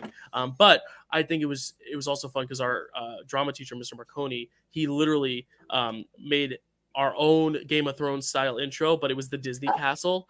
And it was the Disney castle kind of coming up and building. And then he played the theme song and we played that theme song in the show. I don't know if we were allowed to, but it was a really great, it's a great song. I love it. And it's a show I love, but not mostly for the music, but the music I love on its own, but it only helps. Yeah. Love it. Matt? Okay. I love this too. This is definitely on, if I had a list, it would be very high on it. I think you're right. It needs to go round 2, no matter how you feel about it. Like, it's an iconic, all right. The music is just so good. I agree with you. One of my favorite things about it is how it changes every episode, depending on where they are and who's on the episode. The just kind of the, I don't know. It feels on the other ones I kind of talk about how it helps with the character dynamic or the story, sets the tone and sets the story and stuff like that. This one just, it feels like Game of Thrones. Like there's something about it. It immerses you. Yes, exactly. That's a great way to put it. It immerses you in what you're about to see before you get there. It's one of my favorites. I saw a tweet a while back about how someone was like, this is how long the Game of Thrones intro is, and this is how many times you watched it. So this is how much of your life you've wasted watching the Game of Thrones intro. And I'm like, wasted? I don't know. I mean, if I didn't have a no skip rule, I still would never skip this. Right. Like, that's the point. Yeah. It's so good. But yeah, it's my favorite thing is that the light fixtures in the Citadel, which is kind of where this is supposed to take place, represents the sun on this map, and that we're kind of going around that as we go through the thing. That's my favorite thing. I really love that. Yeah, it's a great intro, and I love it. And it's if you hadn't taken it, I probably would have taken it this next round. So. Yeah, I that was also a thought of mine too. Is I know there's 2 ones I want that I know you might take, so I'm hoping to get this one and then that one on the wraparound. And I don't know, Kelsey, I know we heard the song a lot in our senior year of high school, but do you like this theme, this song? Okay, so something really problematic about me that you guys should know is that I don't like to watch things that get too popular. For some reason, if like there's too much craze around it, it just like it gives me the ick. So I have never watched Game of Thrones because of how insufferable Game of Thrones fans were at like the peak of Game of Thrones. Yep. Me coming from a fucking Taylor Swift fan. I was gonna say you are the number 1 Taylor Swift fan of my life. No, and I you know. host a Marvel Cinematic Universe podcast. Okay, fair enough. But most toxic fan. But like I don't know. But okay, but for one, I've been a Taylor Swift fan since 2006 before anybody knew who she was. And before it was cool, guys. Literally before it was cool. And anyway, so I've never watched the show, but I did hear, like you said, the intro song a lot when we were in Game of Tiaras. And it's a hype intro song. And that's really all that I can speak on this. So it's okay, Kelsey. Thank you for my time. It's okay. I respect you. JD? So it's a good yes, it's a very solid choice. I'll be up front. Dilden, as Dill said, there were no constraints whatsoever on what we chose. I put some personal constraints on myself just because the TV is. I mean, we have like 60 plus years of TV at this point, like even more so, longer than that. But like, so I made a personal choice not to do anything past 2010. That's fair. But yeah, it's a really good choice, and I do just because I'm like, okay, will this stand the test of time? And I do think this one will stand the test of time. Don't get me wrong, but I'm like it ended so recently too. I'm like, I want to give it a couple more years, but you're right. It's a banger. Yeah. It hits. It's so iconic. The map and how it unfolds, everything about it, and seeing the different territories. It definitely is going to stick. Yeah, it's like reading the starting lineup before a baseball game, and it's like, oh, who's pitching today? It really feels like that. It's really exciting. Yeah, Chad, any thoughts on the Game of Thrones intro, and then we can segue into your next pick. Yeah, I was just gonna wait to go last because I figured I was probably gonna be the most negative. But honestly, it's not like. Thank God for Kelsey. I have like a very complicated relationship with Game of Thrones. I think it goes way too extra sometimes, and I'm just like, if it didn't go that hard a lot of the times, just trying to shock you so much, I feel like it probably would have been a better show. And then also the ending is iffy. You either try the intro or of the show. The show itself. Oh, okay. You either try and defend it or you just hate it. And so I feel like, especially because it didn't stick the landing, I feel like Kelsey has a point where, a lot of people, it was like one of the most iconic shows of that era. And I feel like because of that, because of its popularity, sheer popularity, it got really, really hyped to be one of the greatest shows of all time. And I just don't think it's on that level. And so for me, I just have a very complicated history with the show itself. And that plays into the intro where I agree how Dylan introed the intro and just spoke about it. It makes a lot of sense, and a lot of the times I didn't think about kind of it changing and morphing and stuff like that, and why people would love to actually sit down and watch the intro itself before the show. So for me, it just never really hit that. I didn't enjoy doing that. And also because it's such a, the episodes are often very long, but there's not that many of them. So I feel like because it's a longer one, that's not necessarily a detractor, because it's it's appointment television. It's an epic intro to an epic show, epic episode to an epic show. And you're going to want to, you're we'll be here for 2 hours or something like that. Not 2 hours, but we'll be here for 90 minutes. And we'll include that intro as I think it's only 2 minutes long actually, but it feels it's still long. Yeah. It feels like it's 10 Which minutes. is really long for an intro, but it's great. Yeah. It's very long intro, and it feels like it's 10 minutes long to me. And I'm just always just been for me, when people say this is a no skip one for them, I think that's great for a personal thing. But for me, this is the definition of a skip intro because it's so fucking long. And I'm just I want to get to the show. That's why I love intros that are really short, but it's also really hit a note. But then also the really long ones, I'm just I get it. I get why it is the way it is, but also I just kind of want to get to my show, and I don't care about this right now. But I do agree. Well, just real quick, and you can defend it, Dyl, if you want. I do agree. The music is epic and iconic, and I really enjoy the sound of the music. I don't care as much about the visuals, but I do really like when it finally gets to the Game of Thrones at the very end, and then it kind of trickles off with the guitar.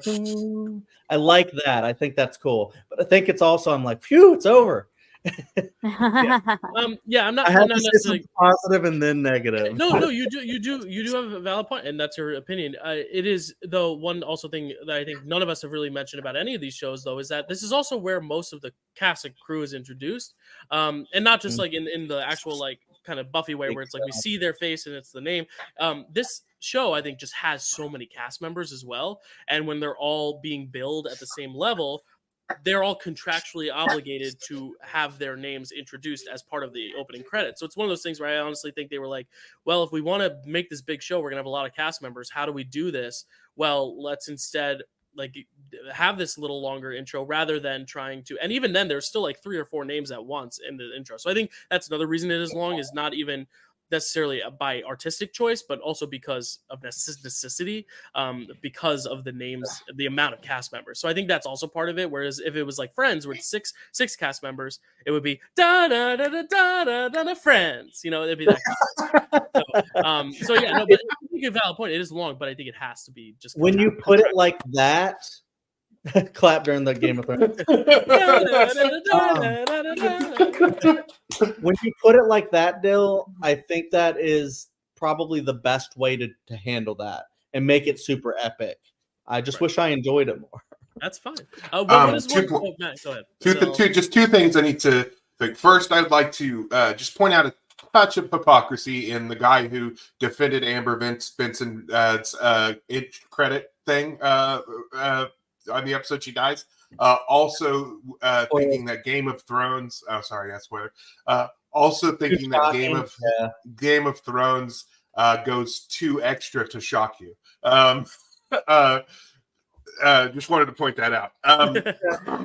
But I also defended it, but I also don't think they go too extra, so that's why I'm not. But the other thing is, Chad, you don't even like the show. You think you'd want there to be a longer time before you have to actually start watching it. I like the show. I don't love it. I don't love it on that extra level that everyone else does. This is the problem with shows in general when they are so big on the zeitgeist. You don't have to love it. No, right. You don't have to hate a movie because you don't love it, or a show or movie because you don't love it like everyone else. But that is how the internet makes you feel. So I understand, Chad, but it's not just because you don't love it like everyone else doesn't make it a negative, I think, for you. But it can be, yeah. But I'm glad. No, I'm glad. Also, we do have the varied opinion here, because it would be boring if we were all just like, yeah, it's great, it's great, it's great. Cool. So, Chad, what is something you do like? Oh, never mind. Well, I was just going to say, just to table the Game of Thrones for now. We had a Game of Thrones draft day, which was pretty great. I like that episode. So if you like that show, check out that draft day. I will say, Game of Thrones is one that I saw as it was airing for the most part. So it's one that I just need to go back and just watch in one, like not one sitting, but like kind of in one go, and see and like rethink about how I feel about the actual show as a whole, with like the ending included and all that. But if I do that, then I'll have to let you guys know if my opinion changed. If you care, you have to watch it 3 times in order to have a valid opinion on it. 2 more times. I'm kidding. All right, Chad. What is a show intro you do like? Okay, so I'm actually gonna go. I have my 2 in mind, but I'm trying to figure out which one I want to go with first. Just thinking about my draft board and how it is. Okay, I think I'm gonna go how I initially was gonna go, and I'll go ahead and do one that is iconic. And I'm gonna go with The Simpsons. Nice. Yeah. Yep. So it's animated, but it's like I don't know. I said like Friends is like the most iconic, but I feel like The Simpsons is also kind of up there. You know, where it has like the music is iconic, just the sequences are iconic. We talk about like Buffy and The Office and a lot of these that morph kind of like depending on what's going on in the show, or if they're trying to trick you, or they're just doing something different to show like where we're at in the show. The Simpsons sort of does this, but it's like they do like at the very end just a different thing like every episode pretty much, and which is The couch gag, yes, which is impressive considering how many episodes of The Simpsons there are. So, it's Also, just Bart writing on the blackboard changes every episode as well. yes, that's true. That's true. So it morphs in like many different ways. Kelsey's mind just got blown. Yeah. Wait, really? so I didn't know that. the chalkboard bit. Yeah. Yeah, he Yeah. writes something different. Yeah. Oh Yeah. And then- my god. Yeah, so it's fun because you get like I feel like there is a longer version of the Simpsons intro, and then there's a shorter version, I believe, right? Where you don't I feel always like it hasn't changed in 30 years, so I have no idea. I thought think there were- for some of the channels when they rerun it on like Oh, that's some of probably the true. cable like sub networks, they do shorten it. I do know what you mean, Chad. But when they air them on Fox, like first run, they do not change. That's true. Because sometimes I feel like they have like the Maggie on the grocery belt, and then No say. sometimes they don't and stuff like that. So it's shortened a little bit. But yeah, you get like every character doing something that matches them. Homer being a doof, dough. And then you have Bart causing shenanigans, getting in trouble, skateboarding all over the place, not giving a shit. And then you have Lisa doing her music, shows she's really talented and stuff. It's funny that she plays like the saxophone going out of the class. Maggie kind of being smarter than just a baby probably would be. Yeah, it's just awesome, and just how it does the characters. But like, I love the shot of the sky and The Simpsons, and then the music starts, and it's just incredible. And then I love it shows you just how funny the show is at the very end with the car, Marge pulling into the garage and Homer having to run from the car. I'm just gonna laugh. Yeah. It's just Chad's cracking himself up.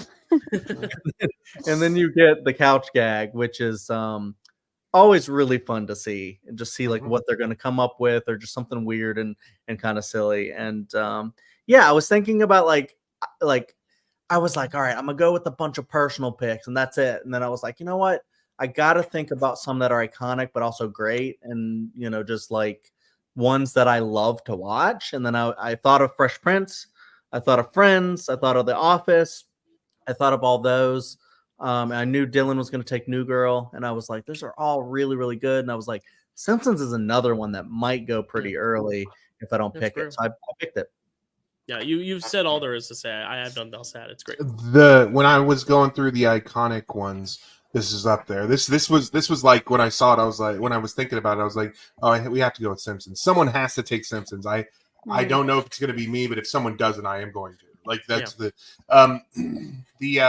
iconic music by Danny Elfman, by the way. Danny Elfman of Oingo Boingo. Does the intro. His That's mind blown again. So Danny Elfman's iconic. He has such range, right? Theme tune. This started 20 years before the idea of skipping an intro would even be a thing. Mm-hmm. But they created an unskippable intro because of the couch gag. You have to wait to see what the couch gag is. Tricked us. Can you guys explain that to me? What's the couch gag? The couch gag at the end when they all finally, because the whole intro is them getting to the house. When they get to the house, they all go and sit on the couch. Yep. That is different every single episode. So sometimes they'll run in and they'll all be sucked into the couch. Sometimes they'll they'll go in, they'll sit down, and they'll have each other's heads. Sometimes they'll go in there and an alien will come and abduct them. Whatever the thing is, it's different every time. 30 years of this show, it's been different every single episode. So wow. I wonder if there's like one guy designated for the couch gag. Like you're the couch gag guy. Probably. Well, that guy's probably dead, and there's a new guy because it's been on for so long. I don't know. That's You've heard of New Girl. Now introducing New Guy. I wanted to add something. I wanted to add something. Yeah, I'm trying to dance around this because I don't want to tip a potential pick. But there's another animated show that's pretty vulgar that has an episode that talks about the Simpsons did it first kind of a deal and makes fun of it a little bit. I know which one. I know what you're throwing down, Chad. I'm not picking the show. I'm just saying that this is something where they go like the Simpsons did it, and I feel like the couch gag and just a lot of episodes that just do different stuff. It feels like the Simpsons has done everything. I feel like anything that you can think of. It's almost like Gremlins 2. Mhm. I was gonna say Gremlins 2, where you're like, if you can think of a type of gremlin, they've done it in Gremlins 2. And so the Simpsons is kind of like that. There's nothing that you can think of that could happen on the Simpsons or a couch gag that could happen that they haven't done. And so much so that because they couldn't, because they had done every version of something a TV show could do, they also had to start doing things that happen in real life. Trump becomes president. Simpsons did it. Like, Disney bought Fox. Simpsons did it. Yeah. It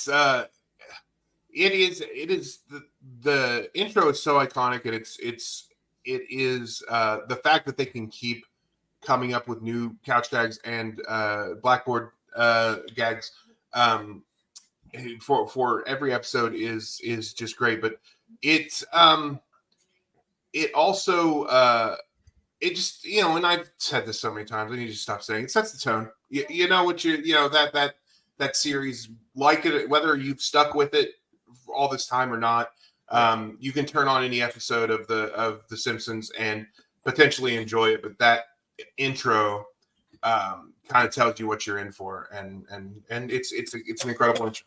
Well picked, Chad. Yeah, I know. I said I had nothing else to add, but if anyone hasn't seen the Dancing with the Stars, Charlie D'Amelio and Mark Ballas jazz routine to the Simpsons theme, it's awesome. Kelsey, any thoughts on Simpsons? Okay, so I haven't seen many actual episodes of The Simpsons, but I do love The Simpsons movie.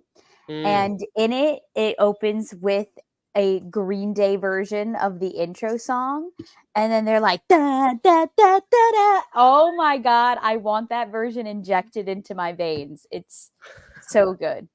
I love it. Cool. Anything else? Cool.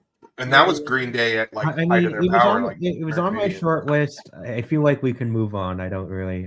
Yeah. I mean, Chad and Matt said so much already about it, and it's all amazing stuff. I just don't watch enough to The Simpsons enough to know like the couch gag very well. So I'm excited. I want to like watch a compilation of them all. All right, Chad, what's up next? Who's on first? Okay. Your mom. You gonna do? Oh shit! She is number one in my heart. How, yes, that's correct. How dare you? Becky Randazzo's a saint. Becky knows I love her. Oh. Sorry, that was perfect from Kelsey. Your mom. Perfect. That's good. Your mom. Okay. So, okay. Sorry. My next pick it's a personal one, but I feel like how Dylan like introduced his Game of Thrones pick, where he's like, it's one I love, but it's also like, if I'm speaking objectively, kind of like you. I'm like, I kind of think this one is up there as well. I don't think it's as like iconic to most people, but if you've seen the show, I feel like you can like feel the power of it. And it's a show that I think more people should watch, and it is David Lynch's Twin Peaks. Yeah.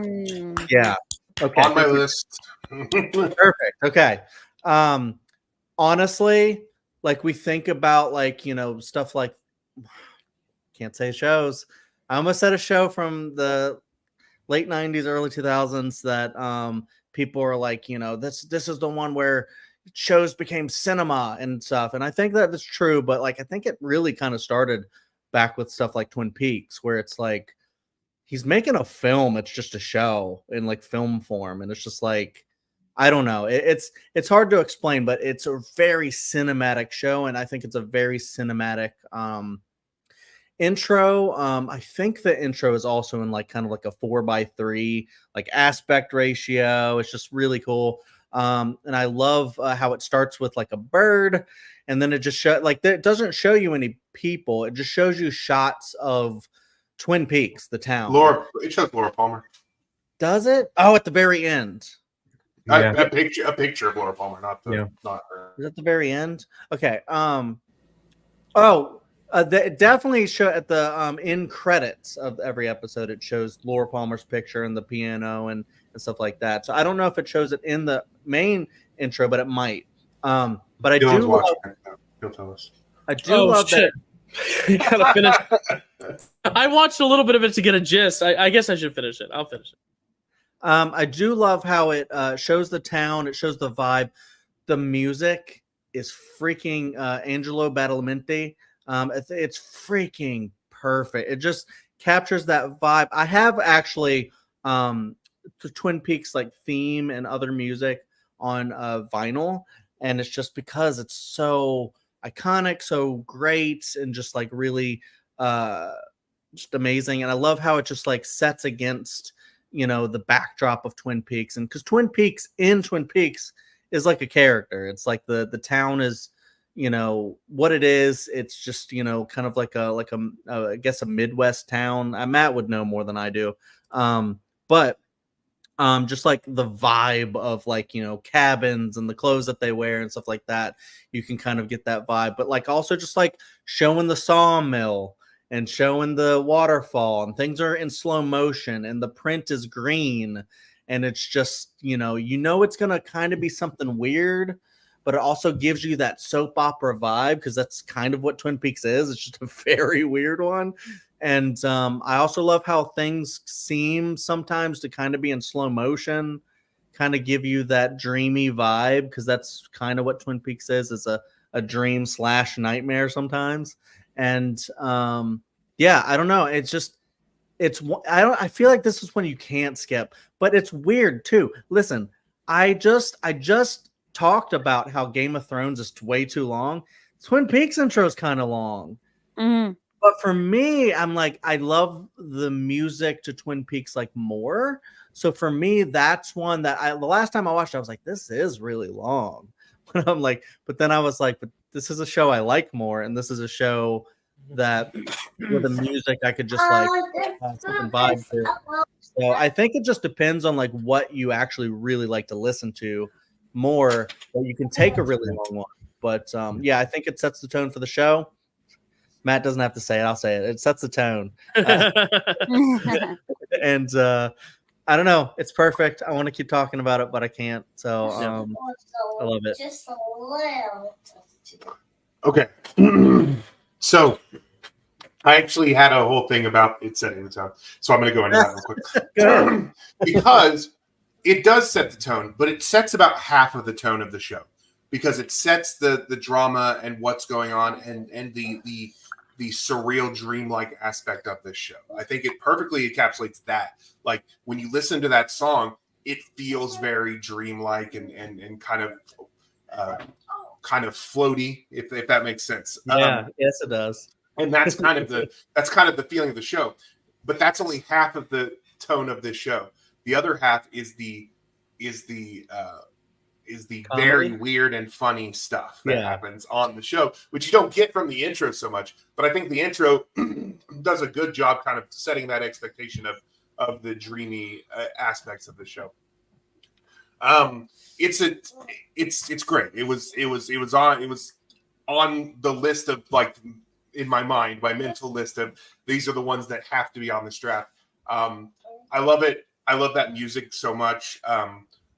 It kind of sets the tone of the setting. It sets the setting a lot more than anything else in the thing. So I really dig that. But yeah, it's a great theme for a really great show that is very kind of divisive. Some people absolutely hate that show. Some people love it. A lot of people haven't seen it. So, but yeah, exactly. But yeah, it's only 2 seasons. So, I think it really speaks to what we were talking about with Game of Thrones, where I think really enjoying a show can really just help you enjoy an intro, and not enjoying a show or not really knowing a show, maybe you just don't get the hype. Like, I watched the clip just now. I think it's fine, but I think if I were to watch the show, I would have a deeper appreciation, because right now I'm just looking at scenery and listening to cool moody music, but I think if I had watched the show and seen the context, it would have worked even more. So I think it's a good pick because obviously it's the connection to the show, and I think that could also be the issue you have with Game of Thrones. Even like I think it matters on how invested you are in that world and that story. So JD wrote in a private chat here. He's right. It is 3 seasons because they had their return. Yes, So, and I did look and I didn't see anyone's faces in the. okay, so no Laura Palmer. I thought there was a shot of Laura Palmer. Yeah. Yes. So And the return is one of the craziest seasons of television you'll ever watch. But I do want to add, and I forgot to add, I think I kind of ran around it, but the cinematography of the intro, I think is just incredible. It's very striking. Oh shit, there was another thing I was going to say. I love the choice not to just show a bunch of pictures of the cast, because I think that would actually like mess things up. But yeah, if you watch the show and fall in love with the show, then I think the intro will hit you more. Yeah. Well, it kind of not showing the cast, despite the fact that I thought there was Laura Palmer in it. Not showing the cast, it was a subversion of what you was expected at that time, and that's really what that show is a subversion of what's expected at that time. Yep, 100%. So I actually just think it was like at the beginning of the year, I just started watching the show and I finished the first season and I started the second, and then for some reason I dropped off. I totally plan on going back. But when I watched, I will be on it. When I watched the pilot for the first time, I loved that intro so much. I think I watched it like 5 or 6 times on repeat. I just stopped and then rewound and went back, watched it again, stopped, rewatched it, rounded again, just because I'm like, I just want to sit in this for like, I love that. I just want to sit in this because I sit for like a little bit before I start the show. And then you watch the show and you're right. It sets up the dream aspect so well, but it can be so silly. I remember watching the rewatch once, and like again, we're not talking about the shows, but like just there's a scene where like he's talking with like his partner, like the Sheriff Harry Truman, Truman and the FBI, which I'm blanking on because it's Dale Cooper. The waking up. Yeah, true. Yeah. Cooper. They're talking to Cooper. They're in the lodge, and they're talking about the case. And right behind it, you just see like a tuba band in the background, and they're just doing like they're practicing a whole number as they're talking. And then it pans to the tuba band, and you hear like, "Great job, guys!" Like, yeah, like we need to really, it's really great. If we do it like that, we're gonna be great. At the gig tonight. And it's just. It is so great. It is so great. I love that. I have one last comment, and that is that it's a damn fine intro, Diane. Yes, it's a damn fine cup of coffee. Anyways, yeah. All right. So we're almost at 10 o'clock. 2 more hours left in this subathon. Crazy. An hour left in this. 14 more picks. We can go a little over, obviously, because games will probably just be us anyway, and a few more guests. But all right. Dylan, we have a schedule. Come on. I didn't say anything about Twin Peaks. Oh, have you seen Twin Peaks, Kels? No, I haven't. But I just wanted to say, in my head for the longest time, Twin Peaks and Peaky Blinders was the same show. Proceed. All right. I'm between two, and it's really just a matter of which one I think could get snagged. And I think the one I'm thinking of, I don't know if any of y'all are going to snag. The other one, though, I feel like Matt might snag. So I'm picking my favorite television show's intro, which they got rid of for some seasons, and they brought it back, and it is glorious. Survivor, my favorite TV show, favorite intro. The Ancient Voices. Ancient Voices, yeah. Ancient Voices, yes. It is just a great intro. You get every single cast face, and it's always them in like mid-action shots, slow-mo. It's always so dope and so cool. And what I like about Survivor is they don't bother trying to like put them in an order that like tries to tip you off as to who the winner is. Like last season, and this isn't anything you guys will remember if you haven't watched it, so this isn't gonna, I doubt you'll remember this, but the winner was the last person of the intro, last season, but then the last person in the intro this season was like the first juror who barely got any screen time for 2 or 3 episodes. So like it really doesn't tip off who the winner is, which I like, which some shows might. Like Big Brother, it's very clear like who their big character of the season they want to be is usually at the end, even though that's in live time, so it's hard to tell. But sorry, I tipped that pick, baby. But like Survivor's just such a great intro. It's obviously a great musical score. That whole musical score for that show throughout every season is so good. The tribal council music and everything, but that intro is so amazing. And when they got rid of it in like the 30s and new era, it was very disheartening to see, but eventually they got it back, and it's very exciting. Matt, I know you're just fresh off the binge. How do you feel? Chad wanted to speak real quick. Sorry. I don't have a lot to say about it. I don't have as much attachment to the show as you guys do. I did watch the first season. I really liked it. But like when I started the first episode, I was like, I don't know what this is. And then I was like, I don't like this intro music. What is this? Then the second episode and the third episode, I started going, like, and they play it at the very end of every episode too, which helps. It's like a full circle moment. So after Tribal, they play it again, which I think is important. It like really, it's really cool. Yeah. Cool.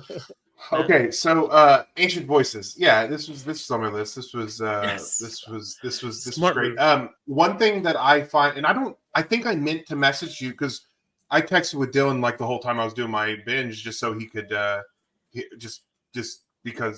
could live vicariously through me. I guess I don't know, and I could hear who do we like, who do we hate, who am I going to find out later? Shot a dog. That kind of thing. So I to keep checking it, but I know that his favorite season is China because it is his first season ever. What I love about that as I was watching it is I realized that China has the best opening of any of the seasons, and so they infuse the Chinese instruments and culture to it too. They infuse that, but it's also the first time that they that when it went to jury, they changed the intro to show the jury in order. Like, so that was that. I love that as well. But it's just a really great intro, the China one specifically. I think they're all, anytime they do it, is really great, and it sets the tone for how you're going to for the what you're prepared to see, because it'll show them during challenges and going through hardships, and that's the experience they want you to have watching Survivor, seeing these hardships, and they always show that.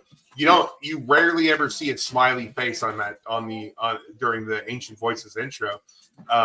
It's always someone who, oh God, this is I don't think I can carry another sandbag face, or oh God, I just came out of the water after having to swim to the middle of the ocean and back. Like that's the kind of thing you always see.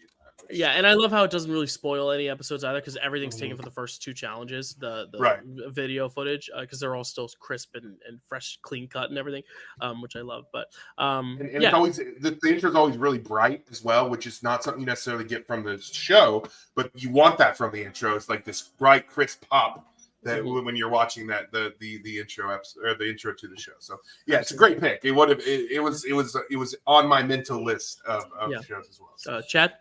So just especially like in the earlier seasons, I think you said that it changes a little bit later on. Yeah. Like in the earlier seasons, I like how like dated it feels. Like it's like it's very like dated, like 90s, but like I think that's cool. I see what you mean, because there's specifically a shot in that of Richard Hatch looking at the camera. As though it were from the 90s sitcom. Yeah. Like, yeah. So, which I just want to say, first season of Survivor, since Chad brought it up, we just lost Sonia Christopher last week for the first boot of Survivor Borneo. So rest in peace. Yeah, it's very sad. JD, Kelsey, anything on Survivor? I've never seen Survivor, but the way you guys talk about it, maybe I should get to it. Yeah. Yeah. Hey, listen, there's only 46 seasons. Yeah. Right. Yeah, light work. Like breeze. It was on my short list, but I knew Dyl was good. I had a feeling Dyl was going to take it at some point, so it was like very, very low. Like it was not even like it was like if it's there in round 5, maybe I take it. Yeah. Like it. Well, and I'll I forgot what I was going to say. Oh, Matt can attest. It's a quick binge too, right? Like you're finishing, you're like, I can't believe I'm already done. You know, I watched a lot of it while I was working, and it was just kind of like you don't have to be looking at the screen at all times, and you get what's. But yeah, it's a pretty quick binge. It's only 15 episodes each season for the most part, and for the first few seasons, there is an episode that is skippable because it's just a recap episode for the first like half of the seasons. So really, it's only 14 seasons for the first little bit, and yeah, it's really quick. Yeah, cool. I'm going. As I said, like I'm going after the Buffy binge now because now that's been put on now that I've been told I'm going to be on draft day, which I'm happy to do.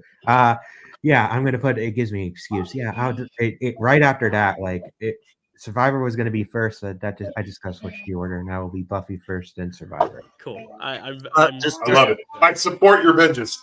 Just to speak on that real quick, this could be actually really fun if like JD and Kelsey wanted to do it, because I said I watched the first season, but I haven't continued. So like I could wait for them to watch the first season, then we could just kind of like watch around the same time. Yeah. Oh, I'd love to. Yeah, cool. Listen, I got Buffy. I got like 5, 6, or 7 seasons of Buffy. We do a little less than an hour, so I just want to keep it moving. Yeah. JD, you are up next. No, it's good. I just that's bad. So I have a question for you all. I'm a hard ass about it. What, JD? Oh. Who lives in a pineapple under the sea? Oh, I didn't even think of that one.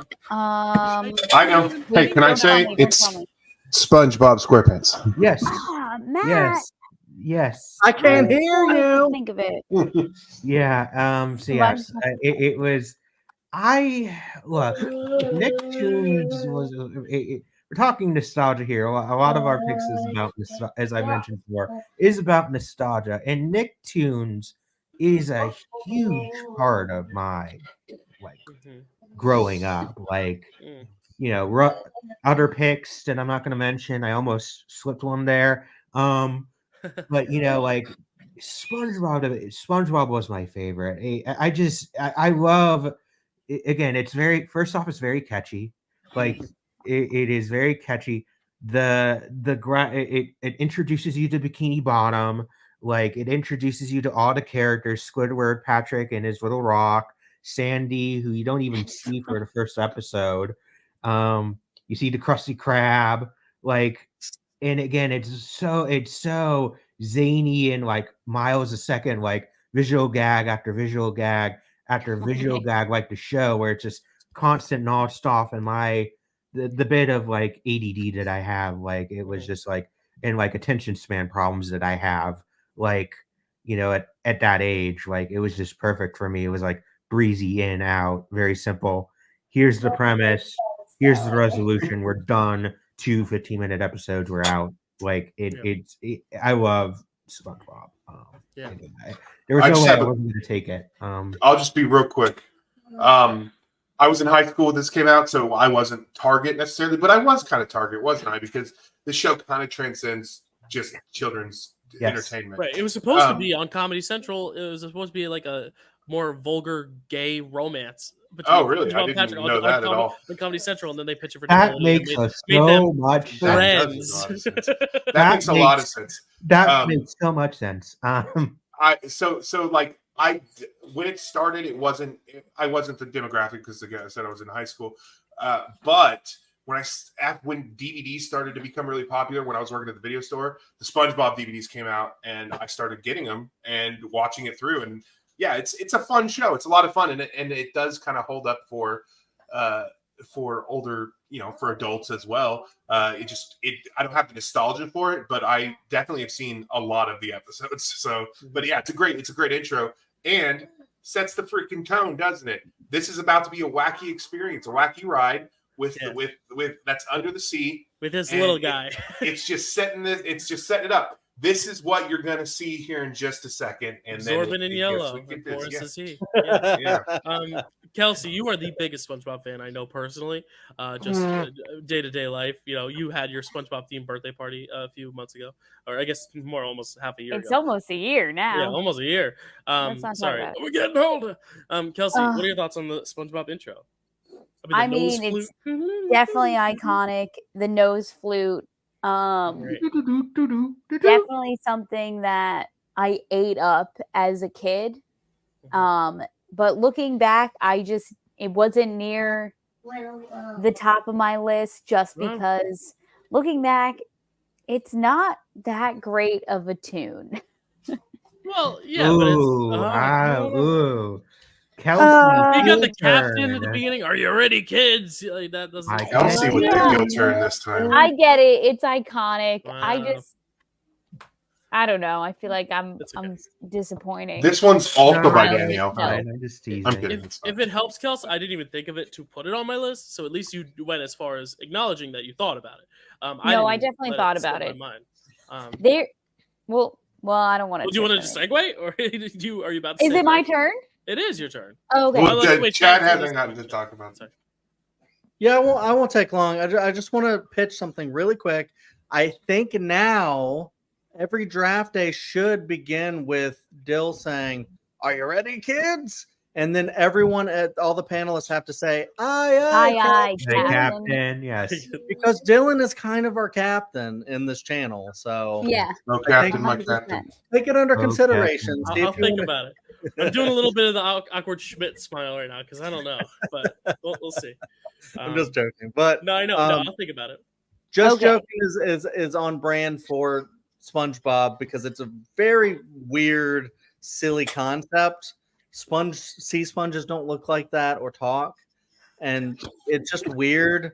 And I just love how weird, like what is the pirate with the mouth?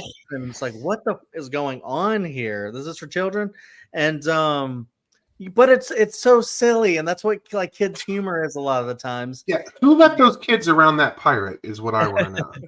And how he's like an orphan, and it does set up Bikini Bottom. Come in me van. I got candy.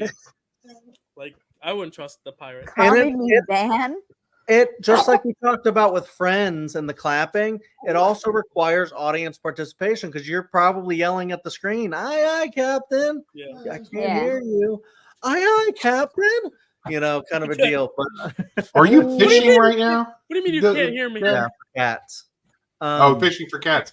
Okay, it's on theme, SpongeBob. I thought, I literally thought it was a theme thing, like up Survivor, SpongeBob, we're on an island, you know. And by the way, watching Mr. Show recently and realizing that SpongeBob and Patch the Pirate it was there, and I'm like, that voice. Oh no! Yeah. I'm like, oh my god, it's SpongeBob and Patch. Oh my god! Yeah.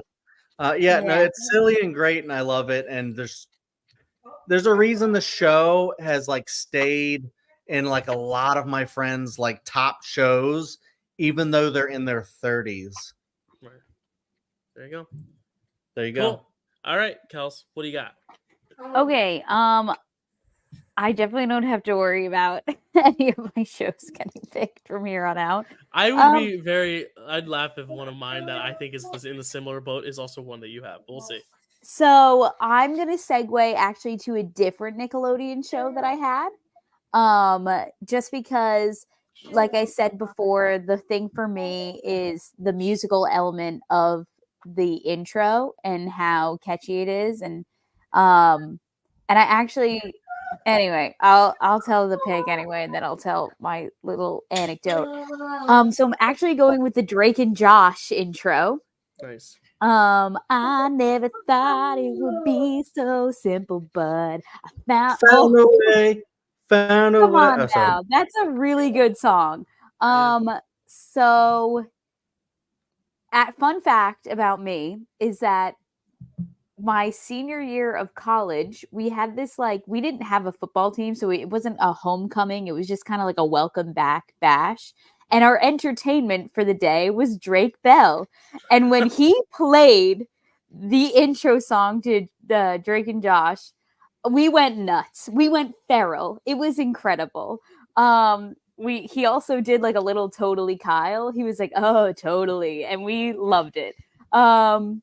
And then I also heard this song recently when I went to a tulip farm, and the cover band was played this song. Anyway, that's so random. Yeah, it's a great song. It's a great intro. It was a great show. Obviously, in light of recent discoveries. It's tragic what happened, what was going on in the behind the scenes of Nickelodeon. But great song, and I wish nothing but the best for Drake Bell. Yeah, I honestly didn't put this on my list because I know he doesn't perform it anymore because of the rawness of that.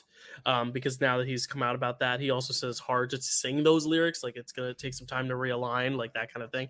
But it's a great song, great intro. I love the arrows and everything too. The style of the intro, you know, the green and bluish, kind of like this draft day almost color scheme. It's a great pick. It would have been my top like live action Nickelodeon pick. And there are some great Nickelodeon. We'll talk about in honorable mentions if we don't discuss it here. Some great live action Nickelodeon picks that we could do. Any thoughts on Drake and Josh? Anyone?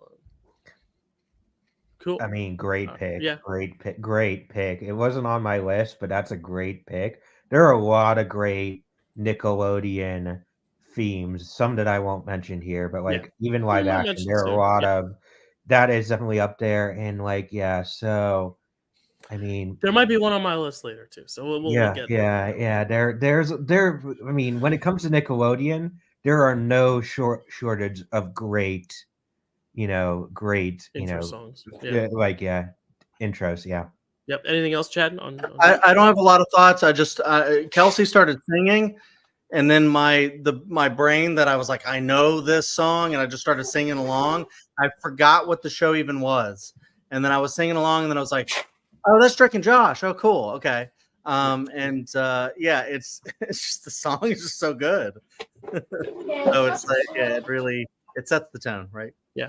Yep. Matt, anything for Drake and Josh? I just did a Dylan and watched it because I've never seen the show. I think you would like it. I was an adult, literally an adult when this show came out. I mean, I guess it is for kids in a way, but it's more like the teen crowd. I don't know. I think you'd like it. I wasn't target demographic. There was other things. I was having sex instead. I just listened to it. The song is very good. I thought I didn't realize that it was Drake Bell, and Josh Peck. Great. I didn't realize it was him singing it until it got to the point where you could see him singing. I was like, oh, that's cool. He's singing the intro. I didn't know Miranda Cosgrove was on the show. Yeah. Again, I haven't seen the show, but that's pretty cool.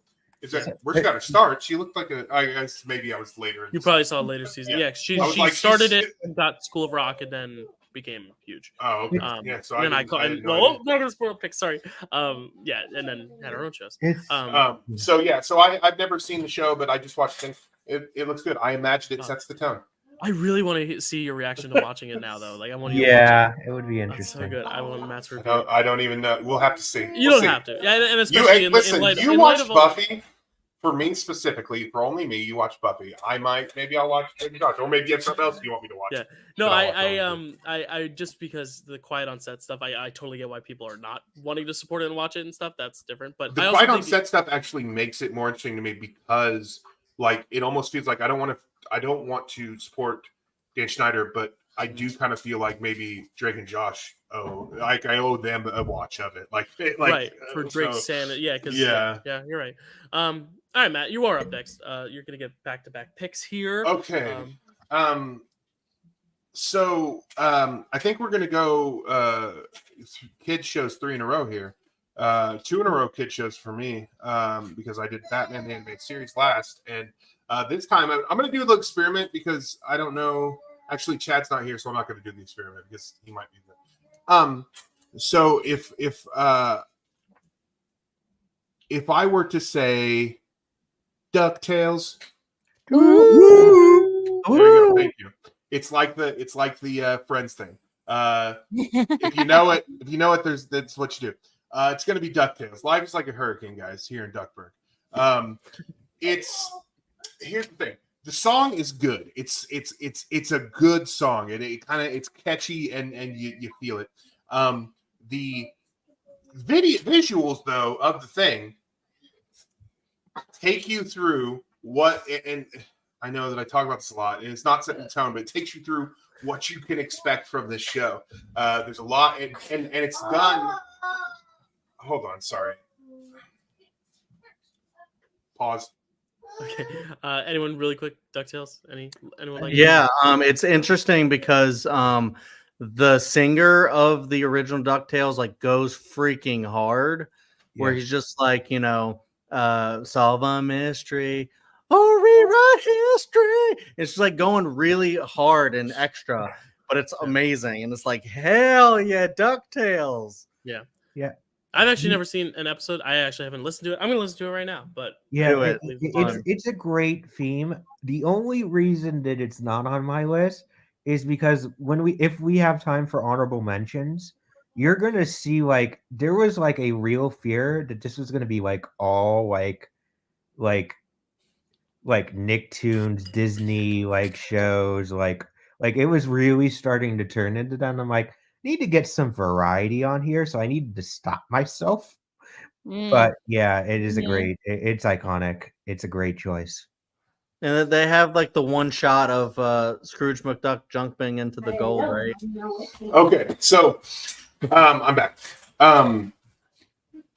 So it's set and it almost like, yeah, it has some clips, but it also like has a bunch of action happening over the like on the title screen of the movie. Like you're running on top of the words and stuff like that. Like it's just such a good intro. The song, if you've heard it, is just it's ingrained in your brain. It's just such a really good thing. But yes, Scrooge McDuck does jump into the thing. They did reboot the show, so I don't know if that one counts as separate because it is the same theme song but sung by the new cast. So I don't know. If we're going to call that different, then that's fine. But I'm talking about the original, although the new one is also really, really good intro. You could take ownership of both. Who cares? Yeah, I don't think anyone's taking the new intro, so I think you just get DuckTales as a whole. Okay, so it's both versions of the DuckTales theme are incredible, and it's just there is a lot of nostalgia, but it is a heart pick, but I think that it goes farther beyond from a heart pick because it is actually one of the truly great cartoon intros of all time. So absolutely. While you were handling your off mic stuff, we all kind of gave our thoughts. So I will let you segue into the next one, Matt. Well, I didn't hear what your thoughts were, so I've never seen an episode, so I had no thoughts. You did watch it just now, right? How did you feel about it? I like the song. She sang it well. I like the Scrooge diving into the. She sang it well. Yeah, it's amazing. The singer. Oh, then I did not hear the right one. I might have heard the new one, but the new one's great. Then. Yeah. Okay. Fun fact about me, in the aforementioned cabaret we did a whole segment on children's like Saturday morning cartoons, and DuckTales was my song that I sang. Right. So that's so I have how heard the song. I have heard the song. Life is like, and then this is our choreography. We made Duck. I remember that. I love it. Nice. I love that.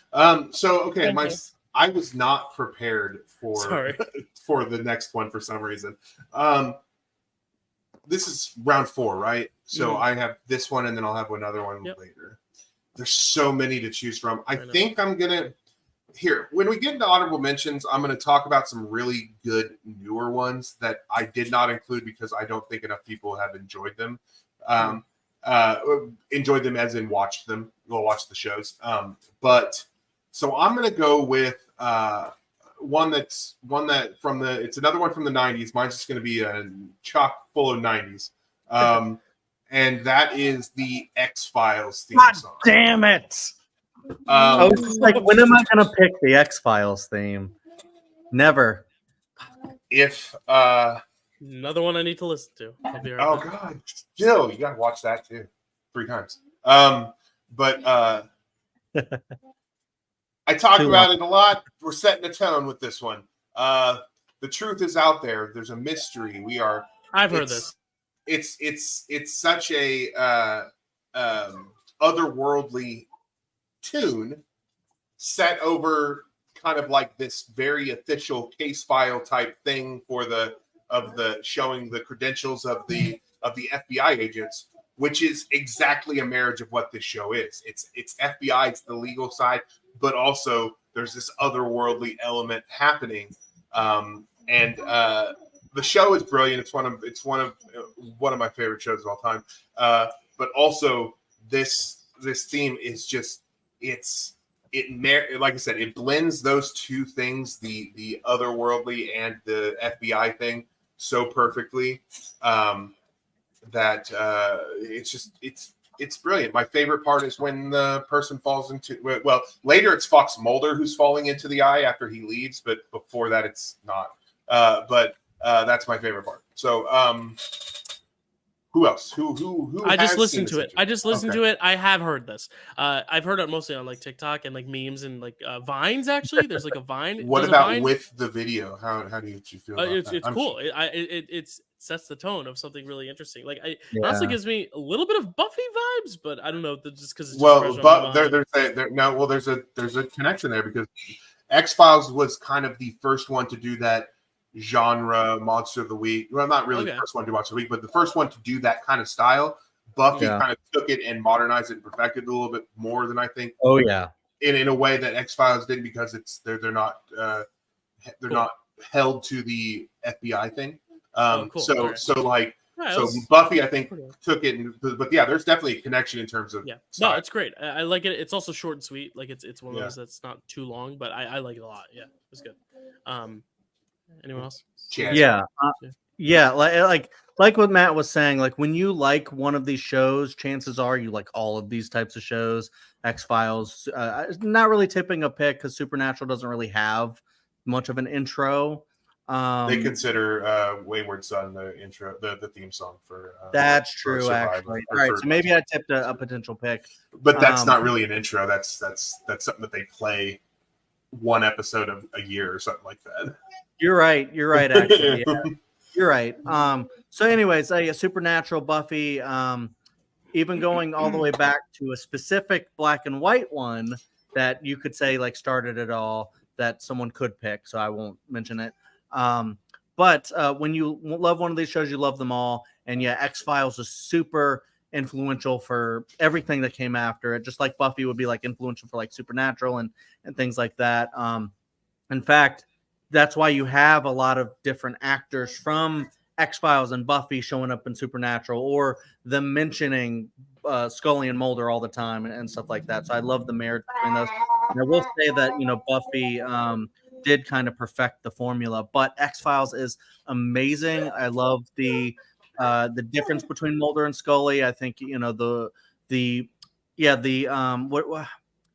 Matt said it, like the procedural kind of show it is shows up in the intro, but also the weird totally. I mean, honestly, on the face, if you watch this at night in the dark, it's a very creepy intro. And I think because the X-Files, even more so than Buffy, oftentimes, especially when you watch like the Home episode, it's a very scary, creepy show a lot of the times with some of the Monster of the Week they do. I mean, they have fun. There's some funny stuff, but it's very creepy. And I love how weird, like it's almost like forms that are just like, it's just very like kind of chopped up into like, I don't know. It's hard to explain, but it's just how it like evolves. It's just, you can't even explain what you're seeing sometimes. And I'm just like, it's just really cool. And I love how creepy and weird it is. And just like, just like a whistle. It's just like really simple, but really cool. And God, it's so good. I was like, I'm gonna pick X-Files and this other one, and that's gonna be my board. And then Matt was like, X. I was like, son of a bitch. But I snagged Buffy. I'll let him have X-Files. Right. Any thoughts on X-Files, JD or Kelsey? It's good. Yeah. Cool. It's good. Yeah. There you go. We can move on. Just real quick to talk about how just a small comment on what Chad was saying about the shows informing the next one, those type of shows, and how you get some crossover and some references. One of my, and I just have to mention this, it's not a spoiler for Angel, but they're one of my favorite things is like Kate, one of her cop friends in Angel is like is like, all right, Scully. And she was like, no, Scully is the skeptic. Mulder is the believer. And he goes, whatever, the chick one, right? It always makes you laugh because that guy's a dick and it's funny. Yeah, it's this intro. I recommend you all, if you haven't watched X-Files, to watch it because it's a very, very good show. The first few episodes, like with any of these, is kind of getting its footing, but then pretty quickly there's like a really, really great episode that kind of set from there on. It's just really good. So I recommend it. Nice. I'll have to check it out Yeah. on my laundry list of things to watch. But yeah, I'm excited. Kelsey, next pick. What do you got? Okay, so my next pick for this draft is a show that is very near and dear to my heart. It means a lot to me. You know, it's just sorry, I get emotional talking about it. Oh. It's the intro to Jersey Shore. Because that's okay. a good. I did not even put that on my list. Oh my god! So Jersey Shore kind of had like a renaissance in my life. Like it came out, and I was a little too young to like really appreciate it for what it was. And then I rewatched it. Really quick, this is such a generational episode because for all of Matt and Chad's picks, Kelsey and I have been going right to our phones, and now it's the tables have turned because they're both going to their phones. So I rewatched this in college, and it's just perfect. It's perfect in every way. I love every major moment that happens on this show. I like all the characters except for Ron. Characters as if they're like TV, as if they're not real people. But it's just really, really a national treasure, this show is. And not only do I like this little song in the background that most people really probably don't even realize is there, but it's like, get crazy, get loud, let's party. But really, the real gem of this intro is the little one-liners that they all have. The most iconic one being Snooki's, I'm on the Jersey Shore, bitch. Yeah, that iconic soundbite just of so that decade. It's I just love it. I love it. I'm so mad I didn't think of this. Yeah, I mean, you and I know. I mean, this was the show of that generation, that time. You had to be there type deal. Like that is like a very precious part of history. That is very interesting, but very fun. I just remember JWoww looking so over it in her picture. She was she's just like, her soundbite was like, as soon as I have sex with the guy, I will rip his head off. Like something. It's like, what? And then like Mike is like, we got a situation here. And it's it's literally like that show needs to be like studied. Like it needs to be taught in our history classes. Yes. People need to know. It is a very interesting cultural examination. I talk about this a lot when I talk about like the movie Spring Breakers. I mean, like people think that's a shitty movie. I think it's one of the best movies ever made because it captures this generation so authentically. And that's kind of what Jersey Shore is. It's a little trashier, obviously, because it's reality. It's not like scripted or anything. But I think that honestly is an even more authentic portrait of a certain society and culture and time, and just what our viewing habits were of the time too. It's a real cultural time capsule, which is very interesting. And that intro, though, to talk about this intro specifically, is so just sets the tone because it is one of those things that it's a lot off the bat. It's just a lot. It's sensory overload, but that's what that show is. So great pick. Love that. Yeah. Love it. Matt, you just listened to it. What do you think? I did just listen to it. My sister loved this show. I've never seen a full episode, although I've seen if she was watching it and I was over at her house, like I would see a little bit of it, but I've never seen a full episode of the show. I do know a lot of the characters just from the zeitgeist. Right. I listened to the intro. It's at the risk of being just so old. It's very loud. It's very, it's very crazy. Like I've never felt as old as I felt watching that going, I love it. However, from the little I know about it does feel like it sets a tone for the thing. Really gives you lets you know exactly what it is. I'm surprised you guys like that show. Aren't they all Bennies on Jersey Shore? Yeah, but that's the one thing that I do have is that when everyone's like, oh, Jersey, like people from Jersey are such trash, look at this show, I can always turn around and be like, they're all from New York. So fuck Yeah, you. no, it is. It actually makes it more entertaining because it's like, oh, Okay. okay, I don't have to feel embarrassed by them. I can I just think laugh. That makes only sense. I think it's only only embarrassing when other Sammy- people assume they're from Jersey. Yeah, only Gotcha. Sammy Sweetheart is actually from Jersey. yeah. But the rest of them are And from like she Staten is my Island. favorite. She's my favorite. Her and Vinny are my favorites. Too. Oh yeah. So yeah, I don't know it. I can see why you would enjoy that and why it does work for that series itself. So there we go. Yeah. Everyone on the Jersey Shore is a fucking Benny, so we kind of have to move past that Yeah, fact it's whenever kinda- we're there. Yeah, it's kind of like where it's not even Jersey's anymore. It's been taken over. Just like if you go in New York and you walk through Times Square, you're not going to meet many New Yorkers. You have to go to like the actual like surrounding areas to find actual New Yorkers because that's all like tourists and other people from like it's a melting pot. Cool. Any Jersey Shore opinions, Chad or JD? I don't get it, but it's cool if you like it. Okay. Yeah, I think me, Matt, and Chad are all on the same boat. That era of reality television, just like we were completely past that era of reality television. That the Kardashians, like, but you know, it hit the zeitgeist, whether we like it or don't like it. It hit That's the right. zeitgeist. That's right. Well, JD, let's hit your pick now and put it on that draft board. What is going to be making it into your zeitgeist of 5 picks, my friend? Okay, let's go. All right, so you know when I had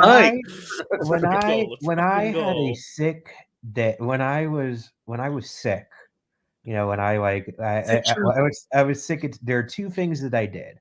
One of which I may bring up in my I'm going to probably bring up in my next pick. But the other thing I did was that I watched really old TV shows. And one TV show, every now and again, this British import called Monty Python's Flying Circus came on, and to me, it's such a great show. Like, you know, in the early seasons there was like there would like be this vignette of this like old man, and it would switch like each episode.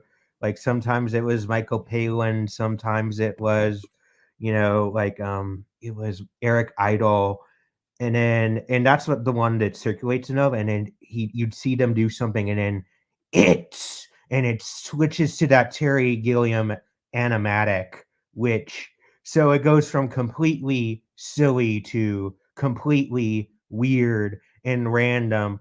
You know, the logo coming out from flowers, a foot falling on something, and you hear a fart noise. Like it completely sets up what you're about, the complete craziness and mania that is Monty Python's Flying Circus, and I loved it. When it randomly panned out that once in a while, I'm like, I had to stop what I was doing, and I just had to watch it. Yeah, I just watched it now. That is glorious. The animation and the visuals are just it fits.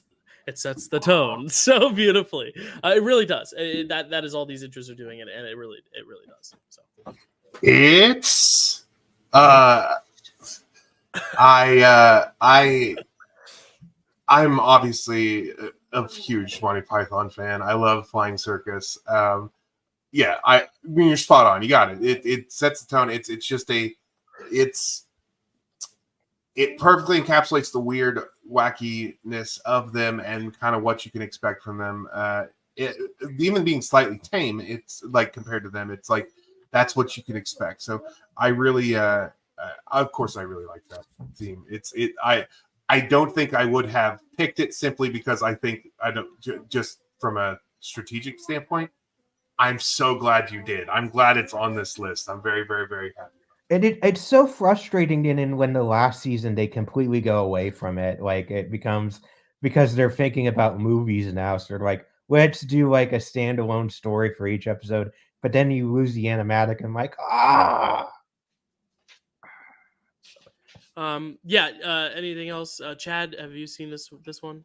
I mean, I watched the intro. I haven't actually seen the Flying Circus, just like clips of the actual show. But like, I mean, I'm used to the animation like from like Holy Grail and stuff like that. So you know, it kind of goes together quite a bit. But yeah, it's very interesting, the visuals. I don't think the music was like anything that special, but you know, it's kind of cool. It went with the weirdness of the visuals, and then I like the at the end the foot just stomping on the thing was really funny. So yeah, it fits. It's funny. So Kelsey, anything on Monty Python's Flying Circus? I just watched it and I really like the animation style of the intro. Yeah, there you go.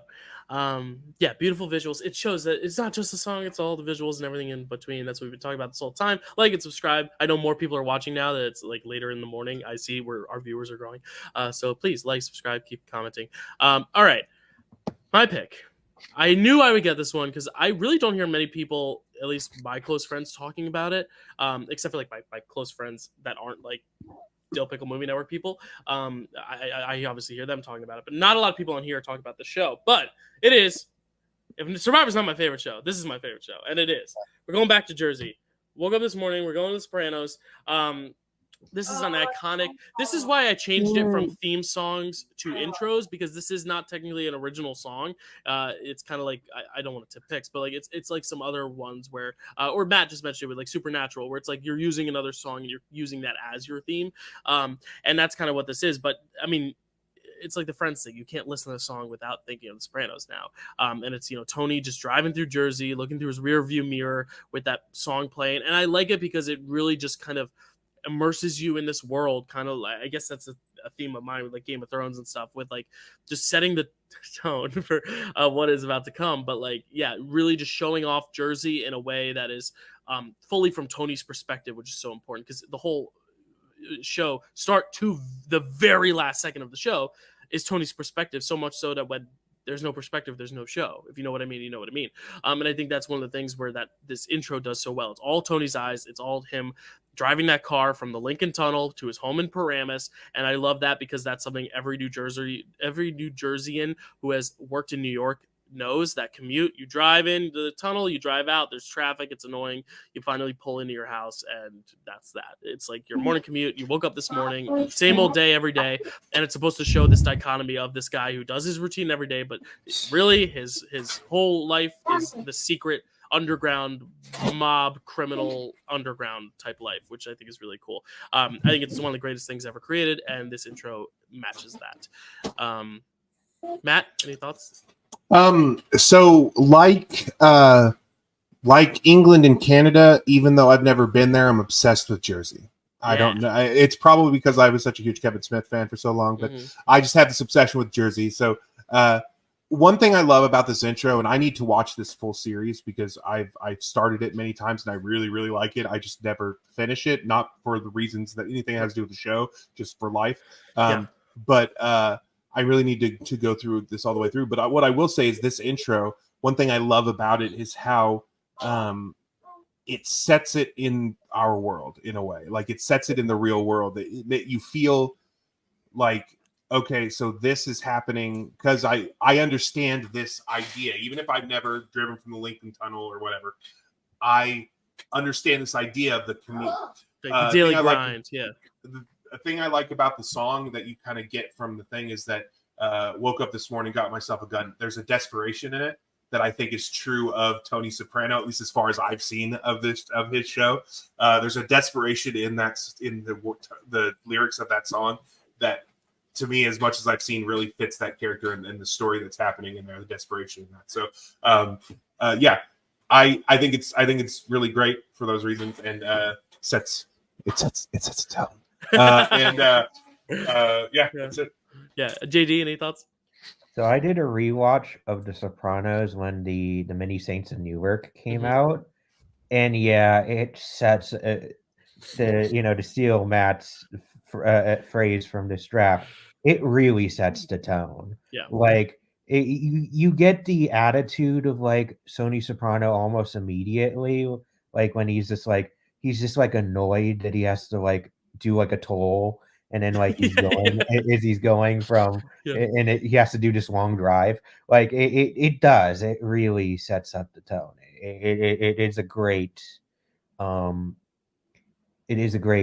intro, and it's not on my list, but just because like I was really young when it first came out, but like, and then I caught it like, you know, towards the end because my dad was watching it, and it was a point. But it was speaking of another like Game of Thrones, that was another one that was appointment TV.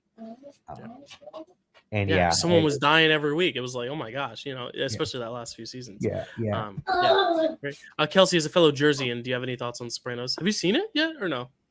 I have not watched The Sopranos. I just watched the intro though. It's a very funky beat, and I'm very familiar with what it's like driving in and out of the Lincoln Tunnel. So yes, yeah, the chores, the daily grinds. All right, Chad, thoughts on that, and then we can transition to your pick. It actually driving in New Jersey is pretty stressful because every goddamn person wants to drive like 100 miles an hour, and you're just like, God. Is that true, or does everyone else just want to drive slow? I mean, if you call going like 70 to 80 slow, where most states would consider anything above that, I'm messing with you. I know. You know, I know. I'm messing with you. Whatever, New Jersey. But anyways, the actual thing itself, I do think is incredible.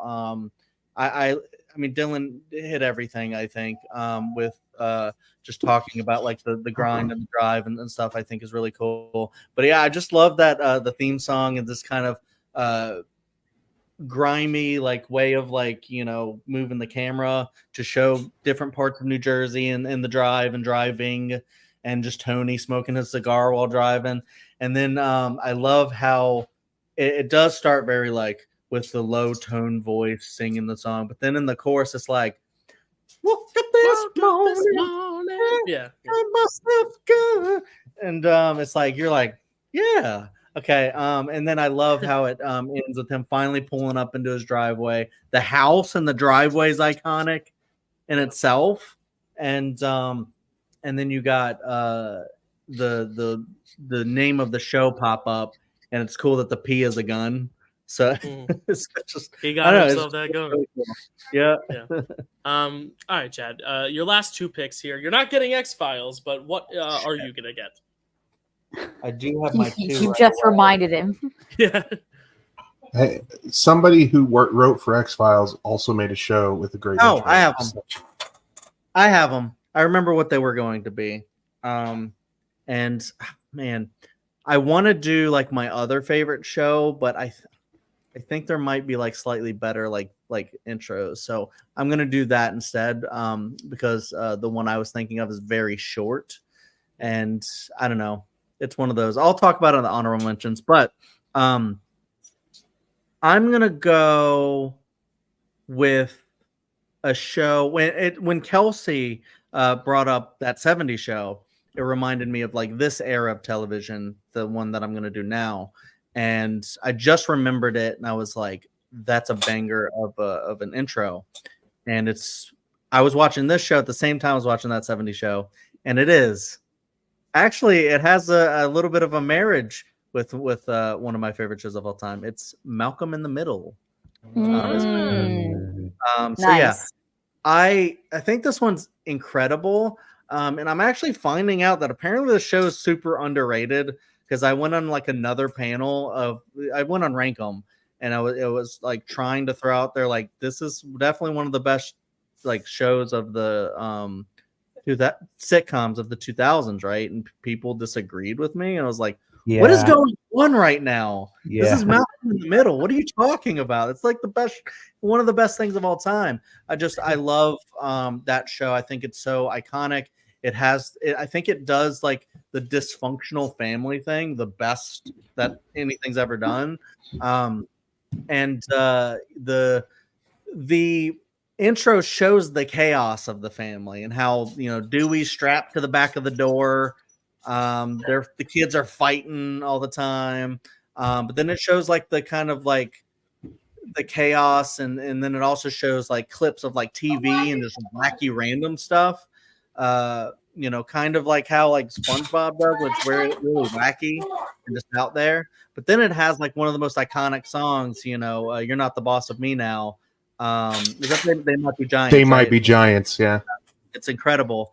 And Yeah, I don't know. It's just really, really cool, really fast paced. Like the way they do the editing is just so interesting to watch, and it just really sets you up for the chaos of what that show is going to be, because that family is so extra, and they're every single person on that show is a wild card. You don't know what the hell they're going to do next, and they're just it just makes for a great show and a great intro. It's amazing. Yeah, you said it all best. I love how they parody it in another series that I'm not going to spoil, but maybe a Marvel series. I like the parody of it too. It's a good homage. That's right. That's right. I'm a big fan of They Might Be Giants, and that the fun thing about They Might Be Giants is how kind of eclectic their discography is, their music is, because you're not going to find another song like that one in their discography. So a lot of their stuff is like really weird and fun.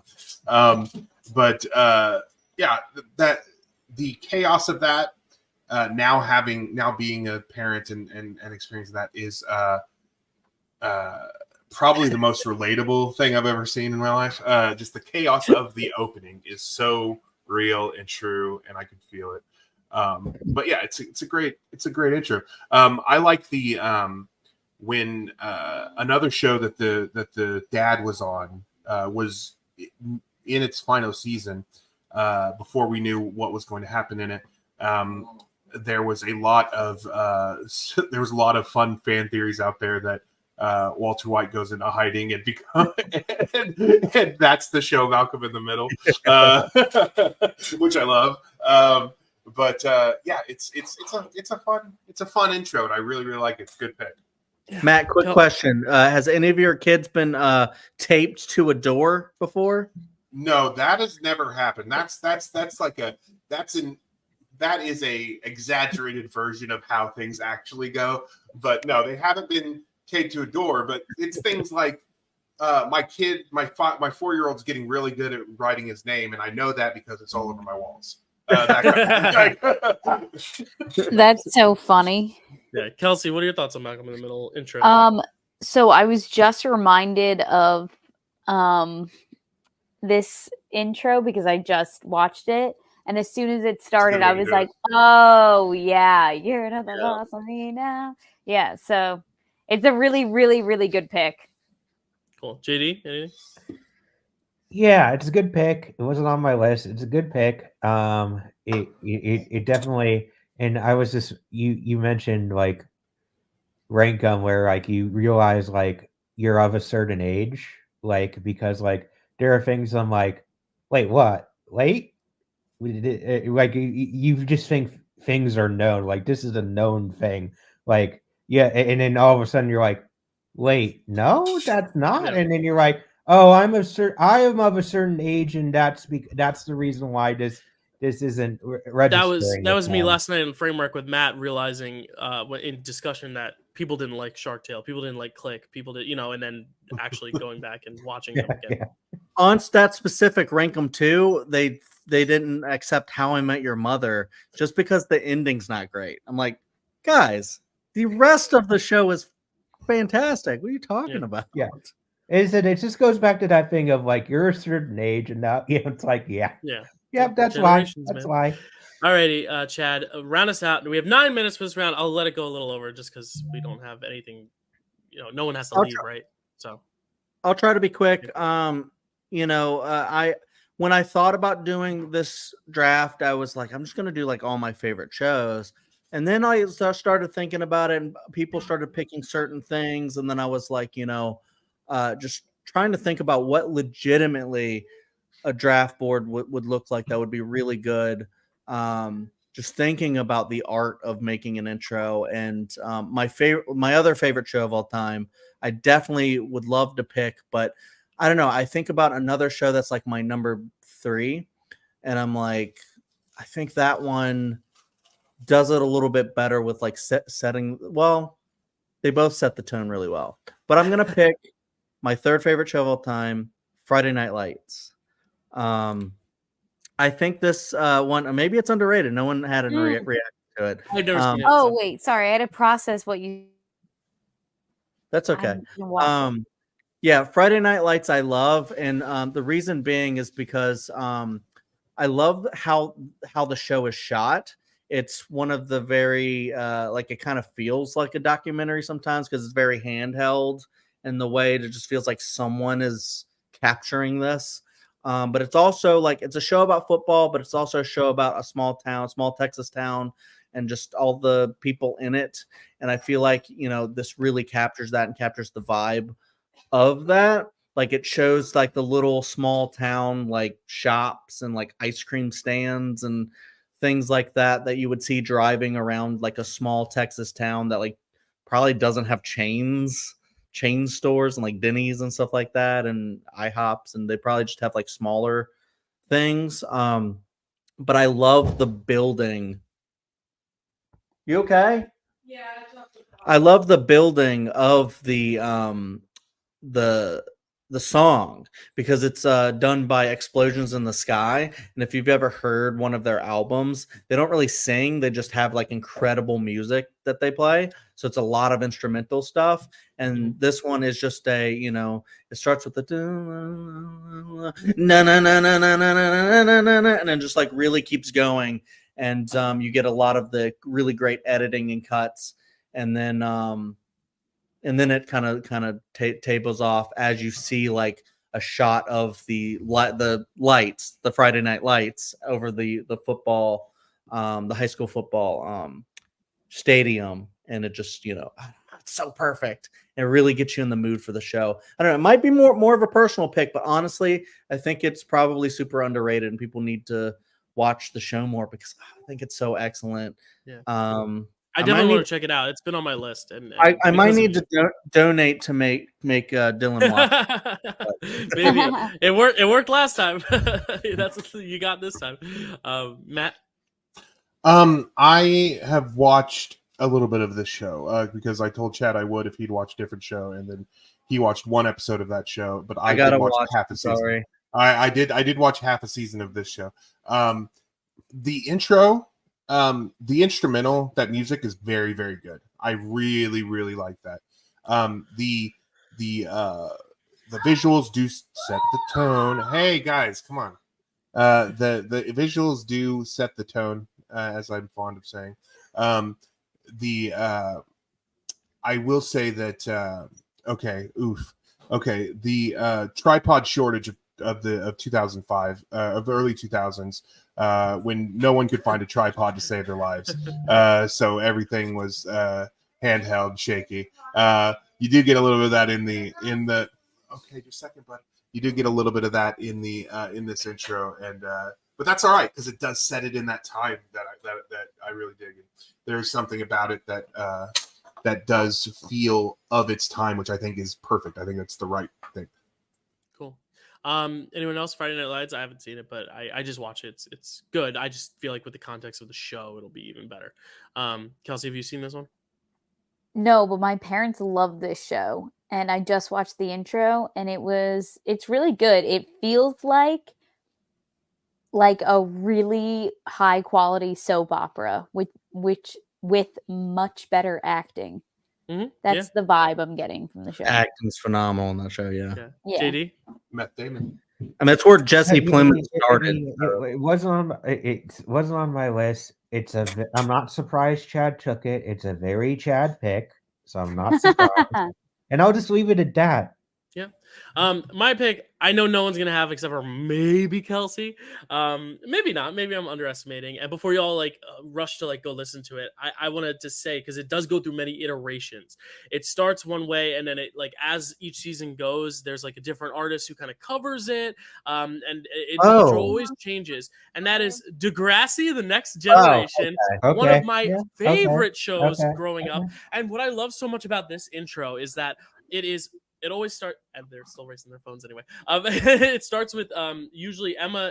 The first season, it's Emma on her laptop, and then it's usually captured by someone with a camera, and they're going to each student, and each individual introduction of cast member is them addressing the camera or waving to the camera as their name flashes above it. It's a perfect way to introduce a big cast, kind of how Chad had the complaint about Game of Thrones just taking so long because there were so many cast members. Here, I feel like instead of just showing the names, they fill the void by giving each cast member their little moment to shine in their midst of their school days. It's like it's kind of the mix of The Office with the Game of Thrones, where it's like all these cast members, there's so many cast members, but like The Office, they're doing their jobs at school. Well, like you go to the gym and there's the cheerleaders, and then you go to this room, and it's basically like you are going through the school, introducing yourself to each one of these cast members. It's one of my favorite shows. I think it's so underrated. It tackles so many great issues in a really important way that younger audiences can really grasp. But I love the intro because it really is, the messaging is great, whatever it takes. I know I can make it through. And then as it goes into later seasons, it kind of gets like a rock and roll vibe. Whatever it takes, it gets like rock and roll. But I love how each season it's like a different person with the camera, and then at the very end they turn the camera around and it's them with the camera. It's such a cool intro. I love it. And I love how each season is so different, and you see them grow with time because every year is a different age of their class. I know Degrassi is not very popular amongst American audiences, but I do think it is just so freaking good. And specifically Next Generation, because the older Degrassi stuff I didn't watch, but the new Next Generation is the stuff that I grew up watching, and I love so much. We've talked about this. I had my little Degrassi Next Generation period. Oh, cool. I haven't seen like the whole show. I didn't even know you had a period. I forgot. We had talked about it, but I forgot. Yeah, that's okay. I actually I forgot what the intro was though, because it's been such a long time since I've seen it. And then I rewatched it and I went, okay, slight nostalgia. Because I watched it like when I was in like college. Mm-hmm. So I don't have like young nostalgia. But I watched it then and I really got into it and was really vibing with how extra the show is. Like I was talking to Carrie like when I was watching the show, and Carrie one time was like, man, these kids are ridiculous. And I was like, yep, they're super ridiculous. The tagline is, it goes there. Degrassi, it goes there. It definitely does.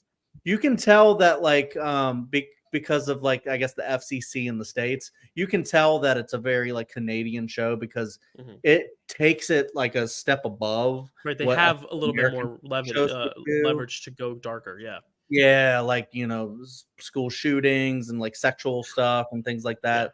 I'm like, wow, when I'm watching the show. All right. But I dig the theme quite a bit. I like the song. I like how she sends an email and you can see the email like floating through the school. Yeah. So the first season, it's like the email. Then later on, it's like, I think someone with a camera, and then another season, someone with their phone camera. So like it evolves as it goes too, which I really like. Yeah. I love it.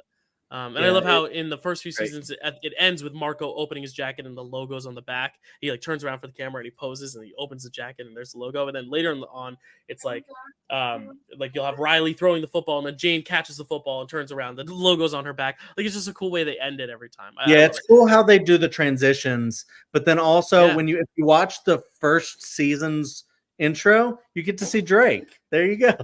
Yeah, there's a big feud happening right now. First 7 seasons, except seasons 5 through 7, he's in a wheelchair because that is one of the biggest moments of television history that shook the world. Kelsey, did you grow up watching Degrassi? I didn't. You know who was a big Degrassi fan? Jessie. Yeah, that checks. And she kind of introduced it, like the concept of Degrassi, to our friend group, but we never really watched it. I love Degrassi. But do you know the intro? Did you watch the intro? I watched the intro, and I really I think I saw only one version of it, but I really like how, people would take the time to really make each, season's intro kind of special and kind of evolve. Similar to how we were talking about, little gags and bits going on in The Simpsons. Like this is kind of like the same thing. Similar, yeah. Cool. JD, any thoughts on Degrassi? Have you seen it? Nah, that era of like Nickelodeon TV, like completely. Were you around for the first Degrassi, or is that before your time? It's kind of weird because it's like it jumps a generation because the original kids from Degrassi are the parents. I always miss it. One's before, one's after. Right, and then they did like the next one on Netflix, which I thought was pretty good. My sister watched it, a part of it. My younger sister. It's fully a personal pick, but I do think if you're looking at just intros, I think if people watch all these 25 intros, I think Degrassi would stand out for a lot of reasons. So, even though it's not the most popular necessarily. Matt, any thoughts on the Degrassi intro? Okay, so I have seen the original Degrassi, right? But I because it was before my time and it was Canadian, but as a fan of Canada and Kevin Smith, I definitely sought out Degrassi. Right, because Kevin Smith loves it too. Yeah, he is in the Next Generation too. Those are the only episodes of Next Generation I've seen is the ones that Jay and Silent Bob are on there. But I did just watch while you guys were talking 4 of 12 minutes of the all the intros put together, and it's very interesting. Apparently, Drake's name is Aubrey. Aubrey Graham. I didn't know that. Yep, Aubrey Graham. But AKA Jimmy Brooks, AKA our fallen hero, AKA Drake. I mean, I can see why you enjoy that and how it might set a tone for this series, and I like how it changes. I think Chad, when you said it changes in different musicians and stuff like that, I think there's one that he was thinking of that I am going to mention in honorable mentions that he was thinking of. So, this is good. I don't know the show very well at all. And I'll also say the intro is great, but also the promo for, I forget what season it is. It's the Shark in the Water promo when you all have a chance, not now, but later. The Shark in the Water promo is so fucking good because it literally it's all the storylines of the season that you're about to see, but in a carnival setting. So it's like one's got the tarot cards and one's got a snake. Oh, it's just the best freaking season teaser ever because it doesn't show any footage from the actual season. It's just about the characters. It's carnival. It's very meta, very weird, very crazy. I love it. All right, JD, how are you going to round out your draft here? If I didn't lose people on my last pick, I'm definitely going to lose them on this one. Okay. But I don't really care. It's my draft board. It's my last pick. I'm going to go the way I want to go. The other thing that I did on my sick days is I watched court TV. Court TV shows. Really, that was my version of junky, trashy reality TV that I just love to do. Okay. And my favorite, and the one I think I would argue has an iconic intro, is Judge Judy. And if you think about it, it really does set up the tone. Because first off, it's real people, real cases, and then there's a shot, there's a close up of Judge Judy and the bailiff, she's at her shoulders crushed, and they're doing a sitcom back to back, and then right after it, they do a disclaimer saying the people have agreed to adhere to whatever Judge Judy decides, meaning they don't have enough of a case to be heard anywhere else. Oh my god! Is this a joke pick? This is okay. I love it so much. It's funny because I didn't even consider this, but you say all the things that's happening where she's got the cross arms and she's looking at the camera. That is an ingrained image in my mind that I didn't remember was there until you just said it. This is why we have JD on drafts, because we would never get this pick in any other panelist draft ever. I guarantee. So that's why you're heart of gold, JD. I love it. I love this pick, JD. You're right. This intro is incredible. And I really love it. Judge shows. I recommend everybody go watch Judge Dad season 2, episode 11, Roommate Rumble. If you haven't watched it, I definitely recommend it. It's very, very good. Right, Dyl? Yes. Okay. Thank you.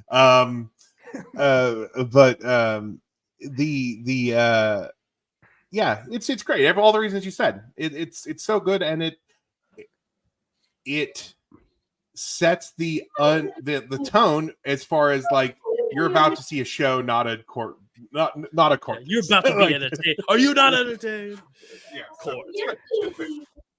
Cool. Any other Judge Judy thoughts? I thought it was a joke pick. I think it's hilarious that JD picked it and he really likes it. I mean, hey, if you really like Judge shows, it's probably the most iconic one out there. Judge Judy, she's no nonsense. She's not going to take that shit in her courtroom. And then, but the only thing about it though is, unfortunately, it's second tier because it does not have dancing lobsters. So I mean, it's third tier because it does not have Judge Dad and the Roommate Rumble, which is the greatest episode of. Kelsey, Kelsey, any thoughts on Judge Judy? That's a really that's a sleeper pick. That's a really good pick. You know you're gonna get the Judge Judy contingent of voters who are gonna be like, "Oh, there it is. I've been waiting for it." Yeah, really good pick. Real cases.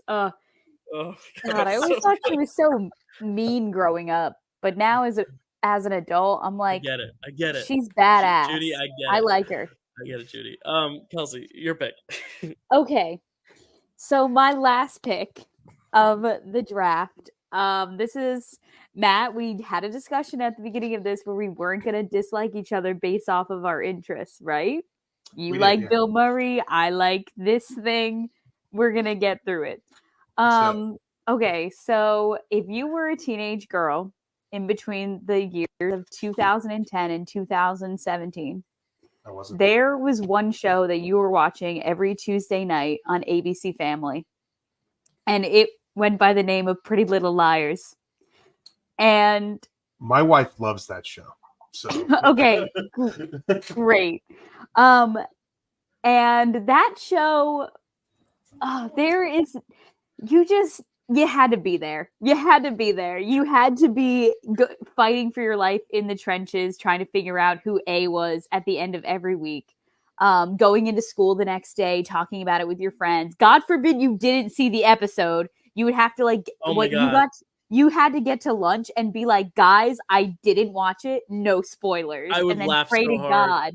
Yeah, because I never watched it, but I would watch everyone else watch it and just be like, y'all are going crazy. Because the thing is, my sister literally said, I'm working at Starbucks. I cannot be on the draft, but make sure Pretty Little Liars is brought up. So I have it on my honorable mentions to make sure it's said. That would have been her number one overall. Because it is of that generation, every girl was watching it. Like it is such a cultural phenomenon of the time. And the song that they found for the intro is so perfect that secret, can you keep it? Yes, I've never watched the show, but I've heard my wife watching it, so I know it. Yeah. The way you guys sing it, it's giving like tiptoe through the tulips. That's what it gives, Kelsey. That's what it gives. But I thought that it was an original song that they wrote for the show, but it was just a song that they found for the intro.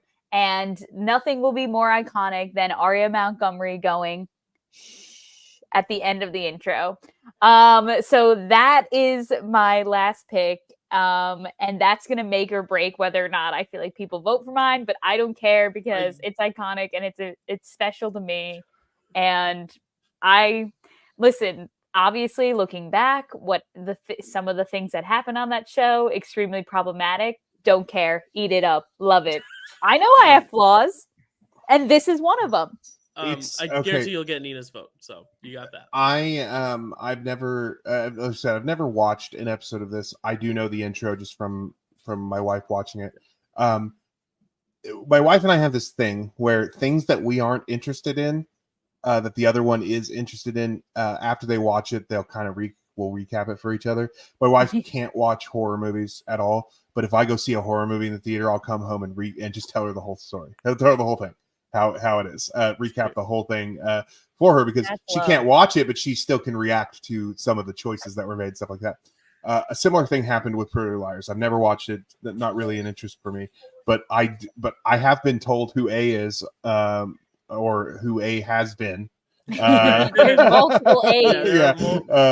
I've heard about a lot of the stories and stuff, but I know this intro, even though I've never watched the show, so it at least has that going for it. And I do think it's good. I think even though I've never watched the show, it sets a tone for the story I've heard about it. So for the story my wife has recapped to me. So I think it's good. I think it, and it's very of its time, because there was a lot of I wouldn't even say of its time. It is reminiscent of other intros from before its time, like I'm next and I'm not picking this, right? So it's fine. Like Desperate Housewives and stuff like that. Like there's a mystery / almost floweriness to the intro that kind of encapsulates what it's about. It's a very similar thing. So yeah, it's good. I think it's a good pick. Cool. Thank Anyone you. else? Pretty Little Liars. It's a JD? good pick. It's definitely it. I think Matt hit it on the head. Like it is very much it is very much the like Desperate Housewives, like Days of Our Lives, like the soap opera of of a generation. And Mhm. it I've watched like an episode or two. Like it wasn't my thing. I never could get into it, but Oh, I get it. I that get it. shocks me, I JD. totally get it. I Yeah. totally get it. Chad? I keep forgetting the show exists. It's just not my thing. Okay. Well, Okay. moving on to the final pick here, the Mr. Relevant pick. Matt, you get to round us out. There's still so many good ones out there. I would have an envious task. I do not envy your task of narrowing this down. So, and you are muted, just to let you know, my friend. I know. I was talking to myself. No. No, I know. No, it's fine. There are so many. There's so many that I want, and I keep thinking of new ones where I'm like, I can't believe that's not on my draft board. Yeah. And the problem is that I picked my last one before I picked my first one. I knew what my last pick was going to be. I knew it had to be on my draft board. It's it's probably the newest of all of these that we're talking about, the newest intro. But from the moment I saw it, I said top 5 intros. This is one of the top 5 intros of all time. And it is one of the greatest intros I've ever seen. And that is for the Max series Peacemaker. Oh, okay. Yeah. It is so wild, so insane. Listen, I've talked about it before about how Batista is the best wrestler turned actor, and he's not going to be touched by anybody else really. But John Cena, after things like Blockers and the Suicide Squad, and now Peacemaker, is making a case. At least he is definitely in second place as far as this goes. The fact that the zany kind of silly nature of this show is perfectly encapsulated in this intro, and it's just crazy and silly, and the song is good, and there's a dance, a full dance number. Is so good. Oh It's yeah. so good. Even if you don't watch the show, like that, at least I know the dance. Like the TikTok dance is so popular. Like it's so good. Yeah. Oh, yeah, the dance is just so good. I really love it. It had to be on my board because I feel like it had to be represented, even though there are some others maybe that I would have preferred to talk about a little bit more. This one just feels it's so new, but it's still like instantly iconic. So I had to include it. So nice. Kelsey, as the big James Gunn Guardians of the Galaxy stand here, what are your thoughts on the Peacemaker intro? Have you seen it yet?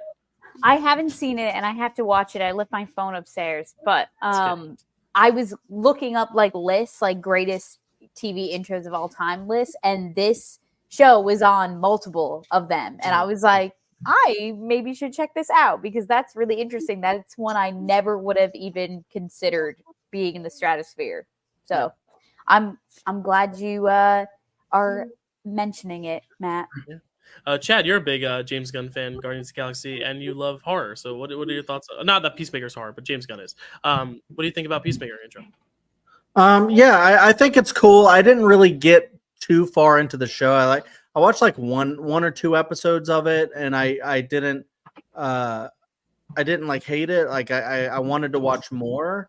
But I did think that the intro was particularly pretty good with the dancing. I thought it was really funny, and it makes you want to watch the show more.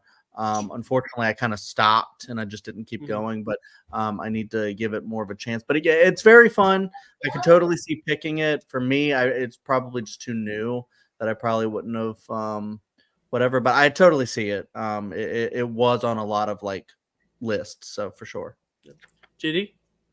Yeah, as mentioned, it's a great choice. As mentioned, I just personally, because there's so much to choose from, I didn't do anything past 2010. But of the recent TV shows, I do think Game of Thrones was one where I'm like, yeah, that's gonna stick. Peacemaker is the other one where I'm like, yeah, it totally sets up the show. It totally sets up the tone. It's so funny. Them doing the dance is so funny. Like, and it's everybody. And then like when you think about okay, once you watch the show, even like, and you see like everybody that's in there too, and you're like, oh, okay, like yeah, like so like there are things in there like they don't even appear for like several episodes in. And you're like, oh, yeah, yeah, it is. It is the unskippable, most recent example of the unskippable intro, and it's a great choice. And the other thing I was going to say is, I think Dave Bautista is firmly number one overall actor. I do think a case can be made for John Cena as best comedic actor. Mm. And if you wanted to separate like overall versus just comedic, I think you can make a case for that. And then also there are some surprisingly like dark and touching moments that he plays really, really well. And if he continued down that track, if he decided he wanted to go to Dave Bautista route and work on that, he probably could. Cool. All right, y'all, we did it. We're almost there. We're 40 minutes away from the end of the subathon. We're let's say like 12-ish minutes away from the end of this draft. I'm a comedic wrestler. Honorable mention soon, but just want to rattle off the immense amount of talent on this draft board is quite large. That's what immense means, I guess. So here to rattle off everyone's draft boards. Listen, I've been up for 23 hours, longer than that because I woke up well before the subathon. But here is the draft boards. Chad, Buffy the Vampire for TV intros and themes. Chad, Buffy the Vampire Slayer, The Simpsons, Twin Peaks, Malcolm in the Middle, and Friday Night Lights. Dyl, New Girl, Game of Thrones, Survivor, The Sopranos, Degrassi, TNG, and JD, The Muppet Show, Friends, SpongeBob SquarePants, Monty Python's Flying Circus, Judge Judy, Kels, That 70s Show, The Office US, Drake and Josh, Jersey Shore, and Pretty Little Liars, Matt, The Fresh Prince of Bel-Air, Batman the Animated Series, DuckTales, The X-Files, and Peacemaker, or Peacemaker. I guess it's not two words. But what a draft, what a day, what a life.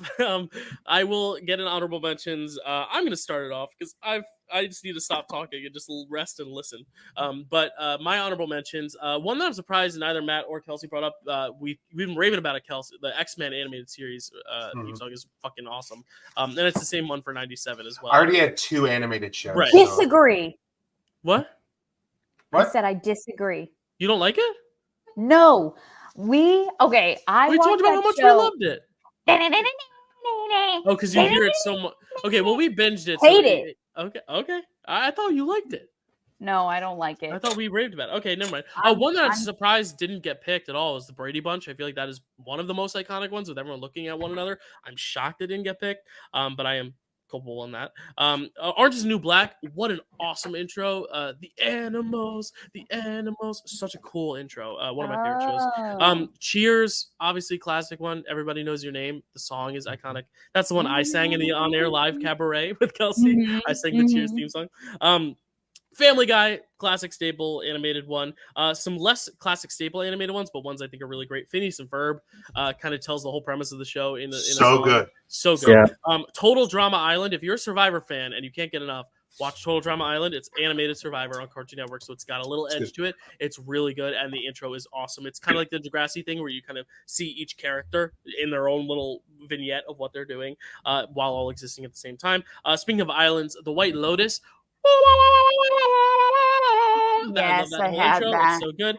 The Walking Dead, just an excellent intro. SNL, the classic saxophone with all the names and all the faces. That is just classic as it gets. And Adam Sandler, and that voice kind of over all of it is so good and classic. Yeah. Had to bring this up for my sister. Victorious, iCarly, Zoe 101, all the ones that I grew up with Nickelodeon wise are just like so good. Victorious especially, the way she belts it out is so awesome. And then it is not an original song, but One Tree Hill using that Gavin DeGraw I Don't Wanna Be Anything song.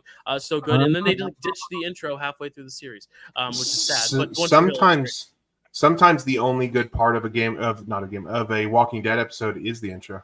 Yep, most of the time. Yeah. At least as of late. I'll give the first few seasons the benefit of the doubt, but as of late, yeah, I agree. I think that this is my hot take on Walking Dead. I think it's a bad show with some really great episodes that I'll make give you you that. keep watching it. I'll give you that. There are good episodes to be found. All right, I'm gonna go around the horn. Chad, honorable mentions. What do you got? Yeah, I got a few animated. I also had Family Guy, but Carrie really wanted me to bring up one of her favorite shows, Bob's Burgers. Mhm. Kind of changes and morphs and stuff a lot. Love. And then the other Simpsons, Futurama. But then I also had, of course, my other favorite show of all time, Breaking Bad. I almost brought it up, but it's pretty short. It's quick. I don't know. I should have chose it, but I chose other things. And Vince Gilligan started on X-Files, so there could have been a connection. True. But then you also have Better Call Saul, which has another really, really fun, great opening. And then, the one that Matt and I were talking about was The Wire, which kind of has a different, I think, right, Matt? Which has a different. There was two, but that's one. Oh, okay. Which has a different singer. I think Tom Waits does at one time, which is really cool. And then Smallville, which has Somebody Sing. And that's so excellent. I had that and then soundtrack. It was very good. And then the OC with California. It's so epic. I love the OC. Keenan and Kel I almost picked for nostalgia, like love with the Coolio singing here it goes. And then we couldn't have two Dan Schneider shows on the right. And then you have the other one, but it's a Disney Channel with Hannah Montana. Best of both worlds. The best of both worlds. Yeah. I'll take the limo out front. And then another Nickelodeon one, but Are You Afraid of the Dark? Which is a very creepy one. I love. The ending with the match, which is really cool. And then a newer one is Severance, which I think is really that is one that I'm upset I didn't choose. Which is really cool because it's just so how it's done. It's almost kind of like animated and stuff, so it's really cool. Yeah. And I was gonna throw Succession as I think the intro is very good for Succession, but I think they play the theme way too much in the actual show that I'm like almost kind of ruins the intro a little bit. I'm like, y'all chill. I know you have a great tune though. Yeah, that's it. Great, JD. Any honorable mentions? Oh yeah, let's see. So I split this out by decade. So from the 60s, I had Spider-Man, 60s TV theme, Spider-Man does whatever a spider can. It's been speaking of classics, Scooby-Doo, Where Are You? Yeah. And then Star Trek as getting into Star Trek recently. Totally the original Next Generation, They eventually they also use it in an homage of recent. If you watched Strange New World, they basically just redo that for Strange New World, which I'm obsessed with. Then for 70s, Jefferson's Moving On Up. All in the Family, Those Are the Days. I think that one really sets up the tone of just like, it's a very sweet song, but it also sets up how dated and out of touch the bunkers are. Happy Days, Sunday, Monday, Happy Days, Tuesday. Yeah. I had Cheers. I almost went Cheers at one point. Full House. I don't watch Full House as much. And then people know this song more than they actually know it from a TV show, which is why I didn't end up going with it. But believe it or not, from Greatest American Hero, that song, like, it was on my. Believe it or not, I'm walking on. Yes, that one. It's on my iPod. It was on my mom's iPod. And again, I didn't even know for years that it was a part of a TV show. And looking it up, it looks like it was because there was no Superman live action. And then they did one, which was Lois and Clark. One of my favorite Family Guy bits is when the episode where Joe can walk again, and they play Believe It or Don't, I'm walking around. Yeah. Then I also had a pup named Scooby-Doo, which is the 80s Scooby-Doo, but the Scooby-Doo gang is little kids, and it's like a really catchy Motown tune. I really liked that one. Then from the 90s, Doug, Jeez, are you doing all of them? Dexter's Laboratory. I'm almost done. I'm just In kidding. 2000, Okay, you're good. 2000s, I had Gilmore Girls, Where You Lead. I had California. All Things Just Keep Getting Better from Queer Eye. I think that's really Oh, iconic. yeah. They butchered it recently in the real life. They did that like party thing. I just hate it. And then I had as mentioned, I had Survivor. Cool. Kelsey, any honorable mentions? Okay. So, a banging Nickelodeon theme song, The Fairly Odd Parents. Yes. Oh, and Danny Phantom. Jimmy Neutron. Yes, Jimmy Neutron. So here was the thing. There was a certain point where my list was becoming all cartoons. Yeah, but you could have just done cartoons or sitcoms or yeah. I was definitely going back into like the nostalgia days. So I also had Jimmy Neutron, Kim Possible, Ed, and Eddie, the whistling. Yes. Okay, there is also a new age version of Scooby-Doo. I think the show is called What's New Scooby-Doo, and that intro was so catchy. It was like, "What's new Scooby-Doo? We're coming after you." So good. And odd Scooby-Doo themes are really I also had Full House, and I also had specifically the second episode of WandaVision, the WandaVision, that episode of that intro WandaVision. Nice. I thought about doing like the one that I did my initial nickname after for MCU, but I didn't do it. Great, Maddie Fred. Okay, there's so many. Okay, first I want to talk about two older ones that it's really a shame. My kid keeps putting his dinosaur on the monitor and laughing. So if I'm moving, that's what's up. So there's two that it's kind of a shame that they were not represented. First is Laverne and Shirley, Shamil Shemazel, Austin Fever Incorporated. It's just it's one of the greats. It's one of the greatest of all time. And it's just a shame that it wasn't represented here. Yeah. Second, and Deadpool would be very angry with us. Golden Girls is just one of those iconic things. Okay, JD, I almost put Too Many Cooks as well, although it's not really an intro to an actual show. JD put in the private chat that he almost went with Too Many Cooks. All right, go ahead. Okay.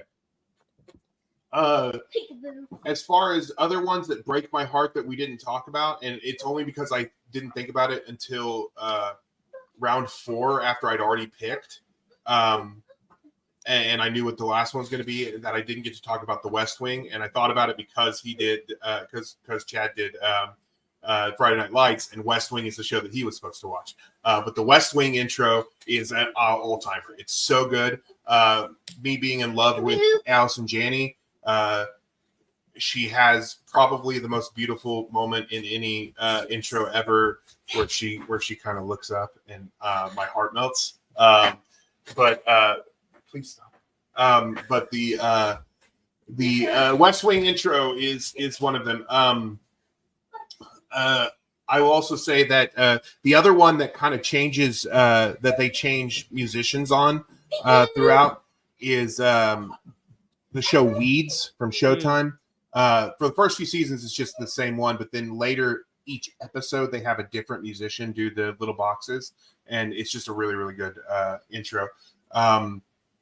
Stranger Things intro is very good. It's very short, but it sets a tone. If you know, I don't know if I've mentioned that before, but it We're gonna make a T-shirt. The Daredevil Netflix show intro is very, very good. And the what else was I? Oh, Brady Bunch is one, but yeah, like why didn't we? Addams Family. Dun-dun-dun-dun. Yeah, that's it's iconic, and I can't believe we didn't. Sesame Street is one of them that I mentioned. Elliott loves that. That was one of Elliott's picks. Yeah. Yeah, Elliott. Well, because it is. It should have been on all of our lists. Okay, and then basically, yeah, there you go.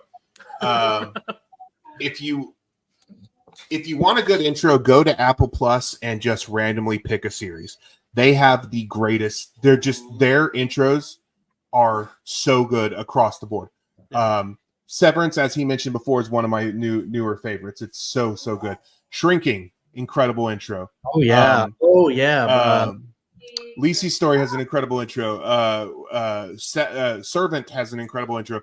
The intros on the Apple TV, Apple Plus, it's I don't know who they hired for that, but that guy needs a raise and needs to do all the intros. They're so good. And then I will also say that WWE SmackDown and Monday Night Raw from the early 2000s were also ones that I really enjoyed. But yeah, I was a wrestling guy back then. There's so many. I could go on forever, but I'm going to stop right. Oh, Foster's Home for Imaginary Friends is also one that I absolutely love. Yeah. That's one of my favorite cartoons of all time. Yeah, we could have done a whole 50-round draft for this. Yeah. There's a couple animes that I need to mention as well. Full Metal Alchemist Brotherhood. Each season has a different intro, but it's great every time. The outro is also great every time, but specifically season 1 has the best intro for me. And Assassination Classroom has a intro that I really love. So, but I'm going to stop right now because otherwise I could just go on until the end of the stream, and we don't need that. So. That's okay. I appreciate the passion from everyone. Great honorable mentions. Thank you all so much. They're all over the channel. I'm not gonna have them plug themselves because that'll just take longer, and I want everyone to get a chance to say goodnight or goodbye before the subathon ends in 25 minutes. So thank you for watching Draft Day. I'm gonna run the Draft Day intro, and then we'll be right back with the subathon in just a sec.